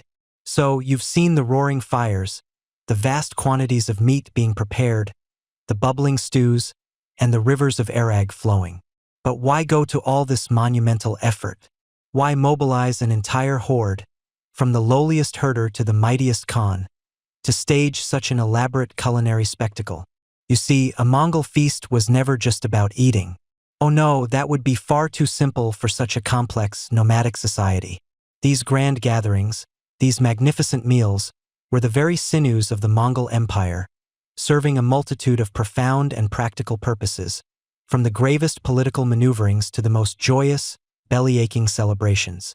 Imagine, for a moment, the vast khorhog spread out before you, the air thick with the scent of roasted meat and the murmur of thousands of voices. This wasn't just a dinner party. It was a stage. One of the most critical functions of these massive feasts was as a crucible for political negotiations and alliances. You'd find yourself amidst the most powerful figures of the horde, khans, generals, tribal leaders, all gathered, perhaps under a specially erected pavilion or within a grand yurt. The atmosphere would be thick with unspoken tension, the clinking of bowls and the crackle of the central fire the only sounds breaking the hushed discussions. Here, over shared platters of boodog and endless cups of airag, loyalty was sworn, treaties were sealed, and the fate of vast territories was decided. Think of it like the ultimate corporate retreat, but instead of team-building exercises, you're deciding who gets to rule half the known world, and instead of lukewarm coffee, you've got potent fermented mare's milk. It's here, at these feasts, that critical decisions like the election of a new great Khan would take place, during a Kurultai, a grand council. This is a mainstream historical fact. The Kurultai was the primary method for selecting a new leader, and it was invariably accompanied by lavish feasting and celebrations that could last for days, even weeks. Imagine the pressure. Every gesture, every toast, every shared piece of meat carried weight. You'd watch as powerful men, eyes narrowed, assessed each other across the steaming platters, their political maneuvering as intricate as the preparation of a whole roasted sheep. Because nothing says, "I trust you completely," like sharing a giant bowl of fermented mare's milk after a day of intense political maneuvering, right? Beyond the high-stakes politics, these feasts also served as vital platforms for displaying wealth and power. When you saw a feast of this magnitude, with its endless supply of rare meats, fine textiles, and gleaming golden vessels, perhaps even spoils from recently conquered lands, it was an undeniable declaration of the host's immense resources and influence. It was a visual, olfactory, and gustatory demonstration of might. "Look at all this meat, peasant!" the feast seemed to bellow. "Yes, it's all for us. You get to bask in our glory and maybe catch a stray bone if you're lucky." This wasn't just about feeding the multitude. It was about impressing them, reminding them of the hierarchy, and solidifying the host's position at the apex of the social pyramid. But let's not make it sound too serious. Not every feast was a grim political summit. Many were joyous seasonal celebrations and communal gatherings. The most significant of these was Tsagan Sar, the Lunar New Year, which marked the end of winter and the promise of new life. You'd see the horde don their finest clothes, exchange gifts, and partake in special foods meant to bring good fortune for the coming year. The air would vibrate not with political tension, but with laughter, the shouts of children, and the joyous strains of music. Other celebrations included successful hunts, the births of children, and, of course, weddings. These were moments of release, of shared happiness, where the hardships of nomadic life were momentarily forgotten in a whirlwind of food, drink, and merriment. And you thought your family's holiday dinner was stressful. Try coordinating a feast for 10,000 people who've just spent a year chasing yaks across the steppes. These celebrations were critical for reinforcing social cohesion and fostering brotherhood within the horde. In a society constantly on the move, with disparate tribes and clans brought together under a single banner, shared meals were powerful rituals for forging unity and loyalty. When you break bread, or more accurately, tear off a piece of roasted gazelle with someone, a bond is formed. It's a primal act of trust and community. You'd sit elbow to elbow with warriors, craftsmen, and elders, all partaking from the same bounty, all sharing in the same experience. This communal act transcended individual differences, reminding everyone that they were part of something much larger than themselves. Historians still argue whether the primary purpose of these grand feasts was truly communal bonding or more a demonstration of hierarchical power and control, but it's clear both elements were always at play. Beyond the formal political gatherings and seasonal festivities, feasts also served as informal military planning sessions and victory celebrations. Before a major campaign, a feast might be held to boost morale, to lay out strategy, and to ensure every warrior was well-fed and ready for the challenges ahead. After a triumphant return, these feasts would transform into exuberant victory parties, where the spoils of war might be displayed, heroes honored, and the collective might of the horde celebrated. You can almost hear the triumphant roars, the clanking of weapons, and the boisterous toasts to future conquests. I bet their war council meetings were way more productive than ours. So we conquer Persia, then what? More khorhog, and here's a quirky or fringe tidbit. Sometimes, these feasts were so prolonged and so focused on the consumption of airag and other potent spirits that important decisions or even military campaigns would be postponed for days, even weeks, until the leaders had sufficiently recovered. Imagine the historical ripple effect if a major invasion was delayed because the generals were too hungover to ride. It adds a certain human, slightly comical element to the otherwise formidable image of the Mongol war machine. So, from solemn oaths sworn over steaming platters to boisterous celebrations under the vast steppe sky, from the careful display of power to the raw forging of brotherhood, the Mongol feast was a multi-layered phenomenon. It was sustenance for the body, yes, but even more so, it was sustenance for the very fabric of the empire, weaving together its disparate threads into a formidable, unified whole. Every bite, every sip, every shared laugh or tense silence was a part of the grand tapestry of Mongol power and survival. So far, we've painted a picture of grand gatherings, of sprawling camps settling down for days of merriment and magnificent meals. But now, let's pull back the curtain on a truly mind-boggling aspect of Mongol life. How on earth did they maintain any semblance of their feasting traditions while galloping across continents, conquering empires, and generally being the most formidable fighting force the world had ever seen? It's one thing to host a backyard barbecue. It's quite another to cater a multi-course banquet for tens of thousands of people while simultaneously orchestrating a military campaign that spans thousands of miles and involves besieging heavily fortified cities. You'd think the simple act of putting food in your mouth would become a secondary, almost forgotten concern. Imagine, if you will, being part of this relentless tide. One day you're in the dusty plains of Central Asia, the next you're crossing frozen rivers in Eastern Europe, and then you're slogging through the mud of a besieged city in Persia. Your primary objective is victory, survival, and staying ahead of the enemy.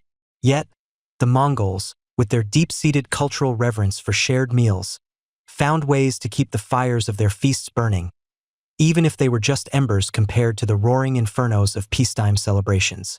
This wasn't just about sustenance.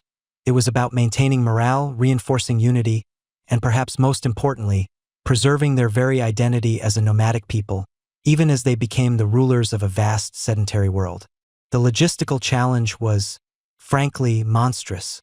Most armies throughout history have relied on cumbersome supply lines, stretching back to depots and granaries. The Mongols, however, famously didn't. Or, more accurately, they were their own supply line. You weren't just a soldier, you were also a mobile pantry, a walking larder, and occasionally a living, breathing, galloping protein shake. This brings us to the first, and perhaps most crucial innovation, the live larder. As you trudge along, you'd be surrounded not just by fellow warriors, but by vast herds of livestock, sheep, goats, and, of course, horses. These animals weren't just for riding or pulling carts. They were walking, bleeding, future dinners. Imagine the sheer scale of it. Thousands upon thousands of animals moving with the horde, a living, breathing food source that replenished itself, albeit slowly. It's like trying to cater a multi-city music tour by bringing your entire farm with you. The dust, the noise, the sheer number of hooves. It's a wonder anyone got any sleep. Beyond the ambulatory buffet, the Mongols mastered the art of food preservation, turning it into a mobile, high-energy fuel source. We've talked about borts, that incredibly dense, dried meat that could sustain a warrior for days. On campaign, borts was less a delicacy and more a lifeline. You'd carry your personal supply, a compact brick of protein that could be gnawed on directly or rehydrated in hot water to make a thin, nourishing broth. Think of it as the ultimate original energy bar, but instead of a chewy granola mix, it's pure, concentrated animal protein. And unlike your typical modern energy bar, which probably tastes like cardboard and regret, borts was the taste of survival, of home, of the steppe itself. Along with borts, you'd find arrowel, dried curds, offering another lightweight, durable source of protein and calcium. These weren't just snacks. They were the backbone of the Mongol campaign diet, enabling their famed speed and endurance by minimizing the need to stop and forage extensively. Now, for the cooking itself. When you're on the move, you can't exactly set up a five-star kitchen. The Mongols adapted their traditional cooking methods for maximum efficiency and portability. The khorhog, which we discussed as a grand feast dish, could be simplified for campaign use. Instead of digging a massive pit, smaller, more temporary arrangements would be made. Hot stones were still the key, but perhaps the vessel would be a simple pot, or even just the carcass of an animal itself for the boodog method. You'd witness the swift, almost surgical, precision with which an animal would be butchered, its meat quickly prepared and cooked over readily available fuel, often dried dung, which, surprisingly, burns quite hot and with minimal smoke, a handy feature when you don't want to alert the enemy to your dinner plans. The speed of their campaigns was legendary, a mainstream historical fact that bewildered their sedentary opponents. This speed was intrinsically linked to their self-sufficiency. They didn't wait for supply wagons. They were the supply wagons. This meant that while grand, multi-day feasts were rare during active conquest, smaller, more frequent, and highly efficient communal meals were essential. After a long day's ride, or even after a skirmish, the commanders would ensure that food was prepared. It might be a simple stew, a quick roast, or even just rehydrated borts, but the act of sharing it, of sitting together, however briefly, reaffirmed the bonds of the horde. Water, the often unsung hero of any campaign, presented its own colossal challenge. You can't feast without water, not just for drinking, but for cooking, for the animals. The Mongol scouts were masters at finding water sources, predicting their locations, and planning routes accordingly. Imagine the logistics of watering tens of thousands of people and hundreds of thousands of animals in unfamiliar territory. It was a constant, pressing concern, far more critical than finding the perfect spice blend for your khorhog. And what about the purpose of these campaign feasts? They weren't just about filling bellies. They were vital for morale. After a grueling march, a hard-won battle, or even a strategic retreat, a shared meal, however simple, was a psychological anchor. It reminded everyone that they were part of a cohesive unit, a family, bound by shared hardship and shared success. It was a moment of respite, a chance to relax, exchange stories, and reinforce loyalty to their commanders and to the great Khan himself. You'd hear the quiet murmur of conversation, the occasional burst of laughter, perhaps even a short song, before the silence of the night settled once more. As the Mongols pushed further into new lands, their feasting traditions began to adapt, not just out of necessity but out of opportunity. While they famously disdained agricultural products initially, preferring their traditional meat and dairy diet, they were also pragmatists. When besieging a city, they'd often use the surrounding farmlands for provisions. After a conquest, the spoils of war weren't just gold and silver. They were also the local foodstuffs. This is where things get a bit quirky. There are accounts of Mongols, accustomed to their simple, hearty fare, encountering new ingredients and culinary methods. While not immediately adopting them, they would certainly utilize them to supplement their existing diet. Imagine a Mongol warrior, used to borts and mare's milk, suddenly encountering rice, spices, or even wine for the first time. It might not have been love at first bite, but it was certainly a new experience. This subtle, gradual incorporation of new resources into their campaign diet, driven by practicality, foreshadows the broader culinary exchange that would come later. Historians still argue whether the frequency of grand feasts truly diminished during active campaigns or if their nature simply transformed entirely. It's unlikely that the multi-day, multi-dish extravaganzas of peacetime were common occurrences. Instead, it's more probable that the concept of feast became more fluid, encompassing any communal meal that served to unite and strengthen the horde. Perhaps a successful raid, a significant victory, or a strategic gathering of commanders would warrant a more elaborate, albeit still mobile and efficient, meal. It was less about the quantity of dishes and more about the quality of the shared experience. The strict discipline and hierarchical structure of the Mongol army also played a crucial role in managing food distribution on campaign.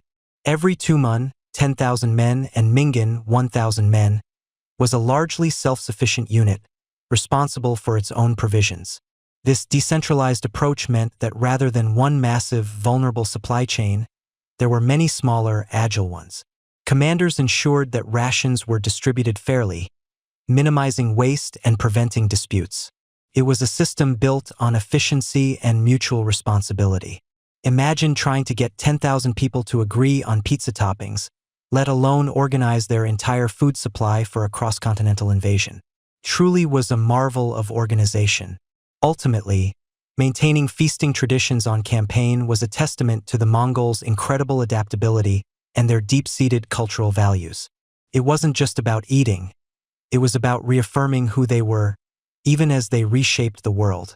The shared meal, however simple, was a powerful ritual that forged brotherhood and loyalty, turning a disparate collection of warriors into a cohesive, unstoppable force. It was the taste of home, of unity, and of impending victory, even amidst the dust and thunder of conquest. You've witnessed the primal, robust foundation of a Mongol feast. The hunt, the basic meats, the fiery cooking pits, and the ever-present airag. It's a diet forged on the steppes, efficient and powerful, perfectly suited for a people on the move. But now, as the Mongol horde expands beyond the familiar horizons of grass and sky, you begin to see a transformation, a culinary metamorphosis so profound it would make even the most jaded food critic gasp. This isn't just about adding a side dish. It's about the very DNA of their feasting evolving, much like a nomadic band suddenly discovering a Michelin-starred restaurant at the end of their migration route. Imagine, if you will, the sheer astonishment.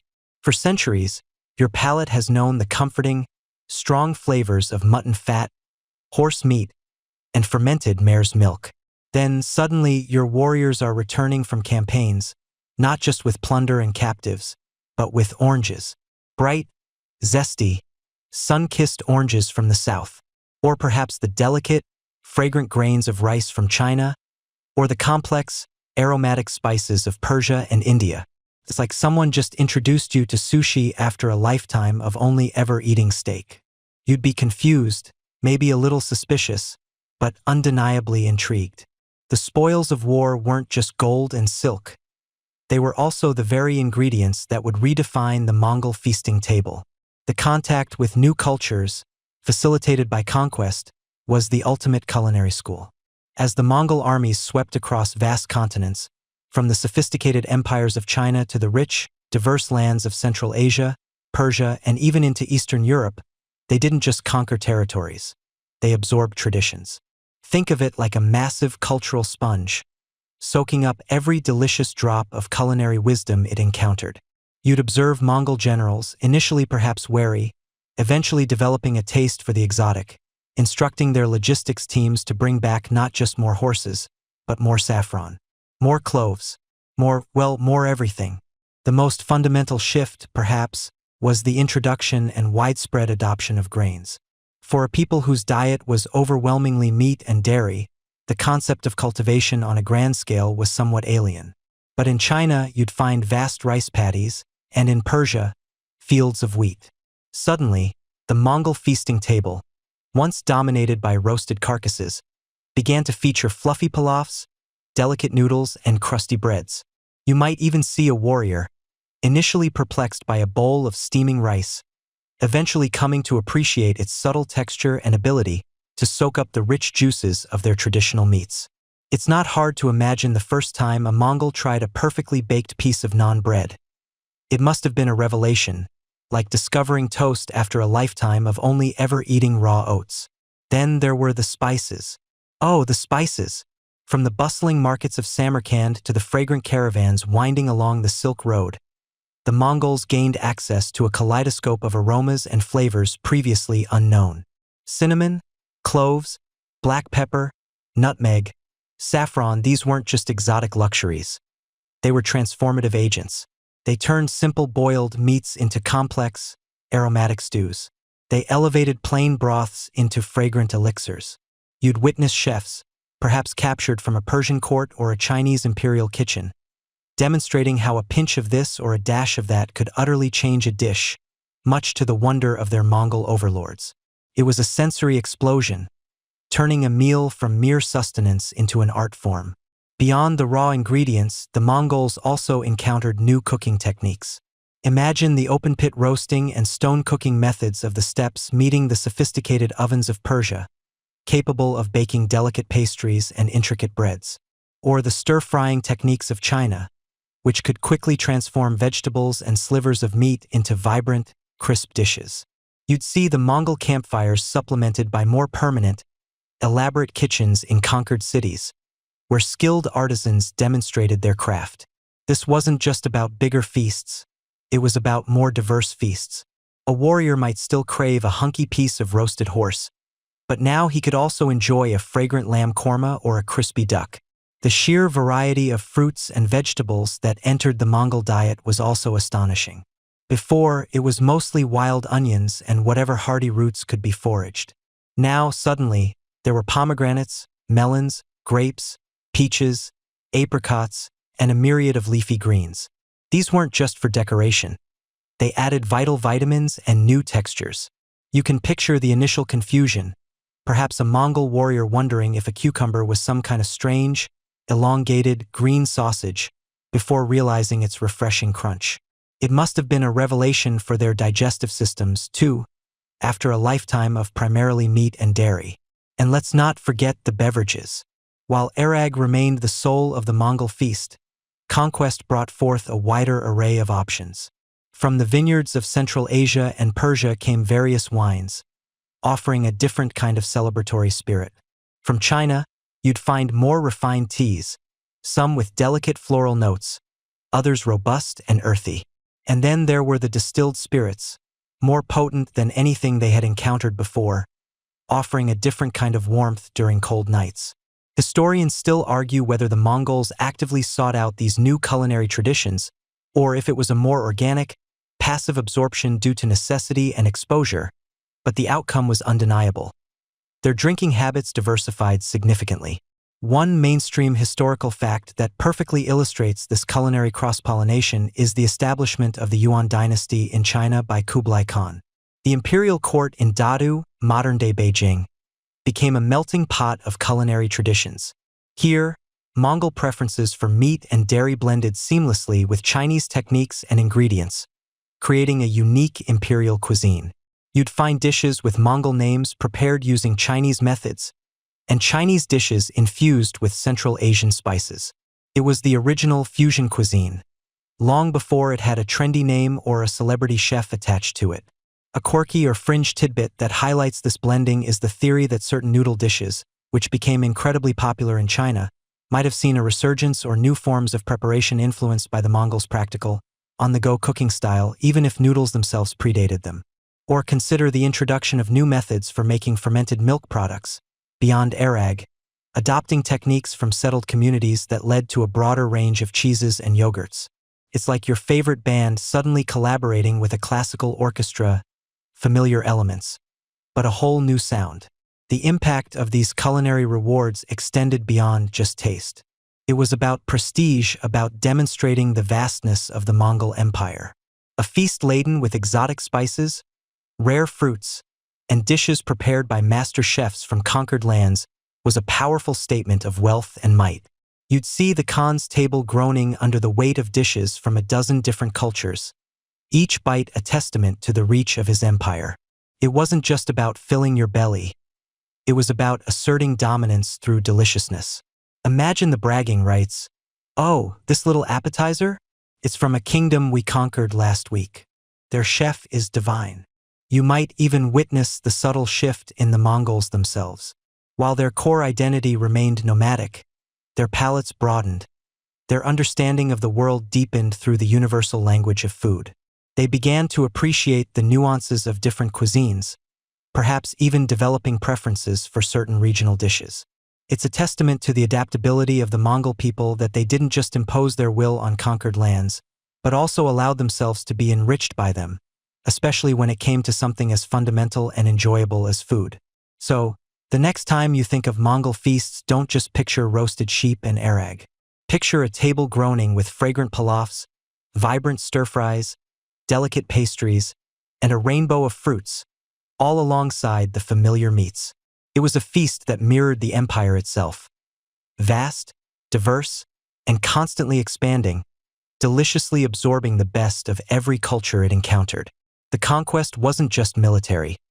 It was a culinary revolution, turning the simple shepherd's meal into an imperial banquet fit for the rulers of the known world. You've tasted the rich meats, sipped the potent airag, and witnessed the spectacle of the feast.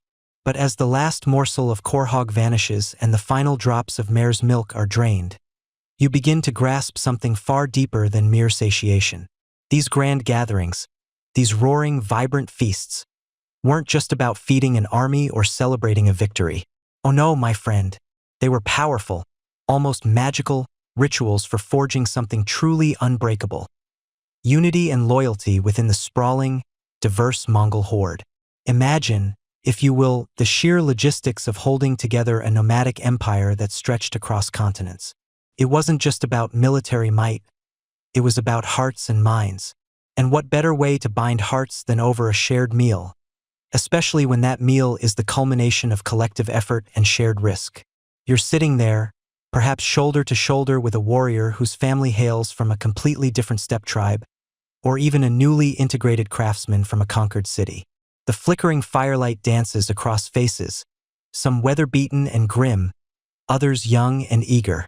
You've all just eaten from the same communal platter, perhaps even passed the same cup of airag. In that moment, the distinctions of origin, the old tribal rivalries, they begin to blur. They melt away like snow under the spring sun, replaced by a nascent, powerful sense of us. Think of it like this: modern team-building exercises often involve trust falls or escape rooms, right? The Mongols had eat a gazelle together until you can barely move, then wrestle each other. Far more effective, if you ask me, and definitely tastier than lukewarm coffee and stale pastries. There's a primal satisfaction in sharing bounty, especially after periods of scarcity or intense campaigning. That full belly, that contented sigh, it's all subconsciously linked to the group that provided it. You feel safe, provided for, part of something. This isn't just sustenance. It's a profound psychological anchor. The ritualistic aspect of these feasts was paramount. It wasn't just haphazard eating. We've already touched on the strict seating arrangements, but consider the act of drinking together. The passing of the cup, often from the highest-ranking individual down, or in a specific order, wasn't merely a polite gesture. It was an acknowledgement of shared fate, a silent oath. When a new general or a tribal leader was brought into the fold, their acceptance was often sealed with a communal drink, a solemn, yet joyous, pledge of allegiance. You're not just clinking glasses, you're clinking destinies. A mainstream historical fact that highlights this perfectly is the practice of anda, or blood brotherhood. While not always performed at a massive feast, the spirit of it permeated these gatherings. The anda ritual, often involving the mixing and drinking of a small amount of blood, though some accounts suggest it was more symbolic, like sharing a special meal or drink from the same vessel, created an unbreakable bond, considered even stronger than familial ties in some contexts. At the grand feasts, the atmosphere fostered by shared food and drink mimicked this profound connection, extending it to the entire horde. When you looked around, you weren't just seeing soldiers. You were seeing brothers and sisters in arms, bound by the taste of the same meat and the warmth of the same fire. The leaders, especially the great khans, understood this power implicitly. They didn't just host feasts. They orchestrated them as tools of governance and consolidation. A kurultai, the great assembly where major decisions were made, from electing a new khan to planning vast military campaigns, always began and ended with elaborate feasting. This wasn't just a perk for attending. It was integral to the process. Imagine the scene. Grand pronouncements made, alliances forged, and new laws decreed, all while the smell of roasting meat permeates the air and the sound of shared revelry echoes across the steppe. The sensory experience cemented the political decisions. When you pledged fealty to the great Khan, you did so with the taste of his generosity still on your tongue, the memory of his hospitality fresh in your mind. This created a powerful sense of obligation and gratitude, far more effective than any written contract. And it wasn't just about the top brass. The distribution of choice cuts of meat, or especially potent batches of airag, often served as a visible display of favor and status. You might see a particularly brave warrior or a skilled craftsman singled out for a special portion. This act of public recognition, fueled by the bounty of the feast, reinforced the meritocratic ideals that Genghis Khan himself championed. Loyalty wasn't just expected. It was cultivated, rewarded, and celebrated. It was a visible, tangible demonstration that your contributions were seen and valued. Here's a quirky tidbit for you. Some historical accounts suggest that during these feasts, particularly when important negotiations were underway, a specific etiquette regarding the consumption of airag evolved. It was considered highly impolite, almost an insult, to refuse a drink offered by your host or by a superior. This wasn't just about social grace. It was about demonstrating trust and willingness to be part of the collective. Picture someone trying to politely decline the 5th cup of fermented mare's milk while everyone else is enthusiastically toasting. It would have been quite the social faux pas, perhaps even seen as a sign of mistrust or disloyalty. Oh, you're not drinking? Is our airag not good enough for your highness? Or are you perhaps plotting something that requires a clear head? You can almost hear the gentle, sarcastic murmurs. The diversity of the horde itself made these feasts even more crucial. Mongols, Tatars, Karyots, Naimans, Uyghurs, even some Chinese engineers and Persian merchants, all brought together under one banner. Old animosities ran deep, tribal loyalties were fierce. But at the feast, everyone was sharing from the same pot, literally and figuratively. The shared laughter, the competitive wrestling matches, after you've had a few too many bowls of airag, those wrestling matches probably got even more entertaining, if less coordinated.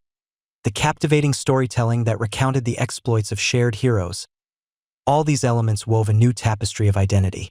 You were no longer just a warrior from the Angjarat tribe. You were a warrior of the Great Khan, part of the Mongol Horde. Historians still argue whether the elaborate feasting rituals were primarily organic expressions of nomadic culture or meticulously engineered tools of political control.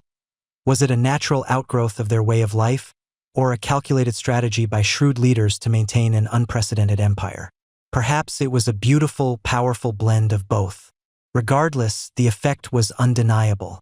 These shared meals provided a crucial, unifying experience that transcended language barriers and cultural differences. They were a common denominator, a shared language of belonging. So, as you lean back, feeling the warmth of the fire on your face and the pleasant heaviness of a full stomach, you realize the true genius of Mongol feasting. It wasn't just about the food or the drink or the entertainment. It was about forging bonds, about transforming a disparate collection of tribes and peoples into a cohesive, loyal force. It was about creating a sense of family, a shared history, and a common future, all seasoned with generous portions of roasted meat and the tangy kick of airag. These feasts were the glue that held the vast, sprawling Mongol Empire together, one shared meal at a time. As you drift now from the vast, sprawling encampments of the past, filled with the scent of roasting meat and the murmur of 1,000 voices, you might wonder if those epic feasts, those grand expressions of Mongol might and community, simply vanished with the empire's receding tide. But no, dear listener, the echoes of those nomadic banquets reverberate still, a deep, resonant hum across the steppes, influencing culture even today. It's like finding your favorite old band still touring, maybe with a few more wrinkles and a slightly slower tempo. But the hits are still there, the energy undeniable. You see, the very heart of Mongolian identity remains inextricably linked to its nomadic heritage, and nowhere is this more palpable than in its culinary traditions. That smoky, tender khorhog, cooked with hot stones inside a sealed pot, isn't just a historical curiosity you'd read about in a dusty tome. Oh no, you can still find it bubbling away, perhaps not in a subterranean pit quite as often, but certainly in a large, heavy pot over an open flame, the stones pulled out glowing, ready to be passed around for good luck and warmth. And boodog, that whole roasted marmot or goat, cooked from the inside out with hot stones inserted into its cavity, it's still a showstopper at special gatherings. A spectacle of culinary engineering that would make any modern chef swoon, with a mix of awe and a healthy dose of, how on earth do they do that? It's the original slow cooker, if you will, just a whole lot more visceral. Then there's airag, that frothy, slightly sour, utterly essential fermented mare's milk. It's not just a drink. It's a handshake, a welcome, a toast to friendship and prosperity. You'll find it offered with genuine warmth in any yurt you visit across the vast Mongolian countryside. Even in Ulaanbaatar, the bustling capital, you can find airag, sometimes even pasteurized and bottled, though purists will tell you that's like trying to enjoy a rock concert through a tin can. The true experience involves a bowl passed hand to hand, the subtle tang hitting your palate, connecting you directly to millennia of nomadic hospitality. It's the original social lubricant, long before anyone invented a cocktail shaker. Perhaps the most vibrant, living testament to the enduring legacy of Mongol feasting is the Naadam Festival. This isn't just some quaint folk festival.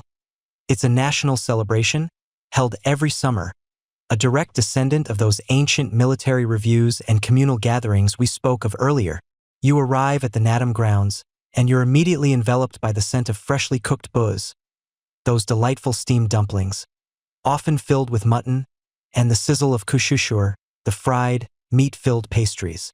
It's a sensory overload in the best possible way. The air crackles with excitement.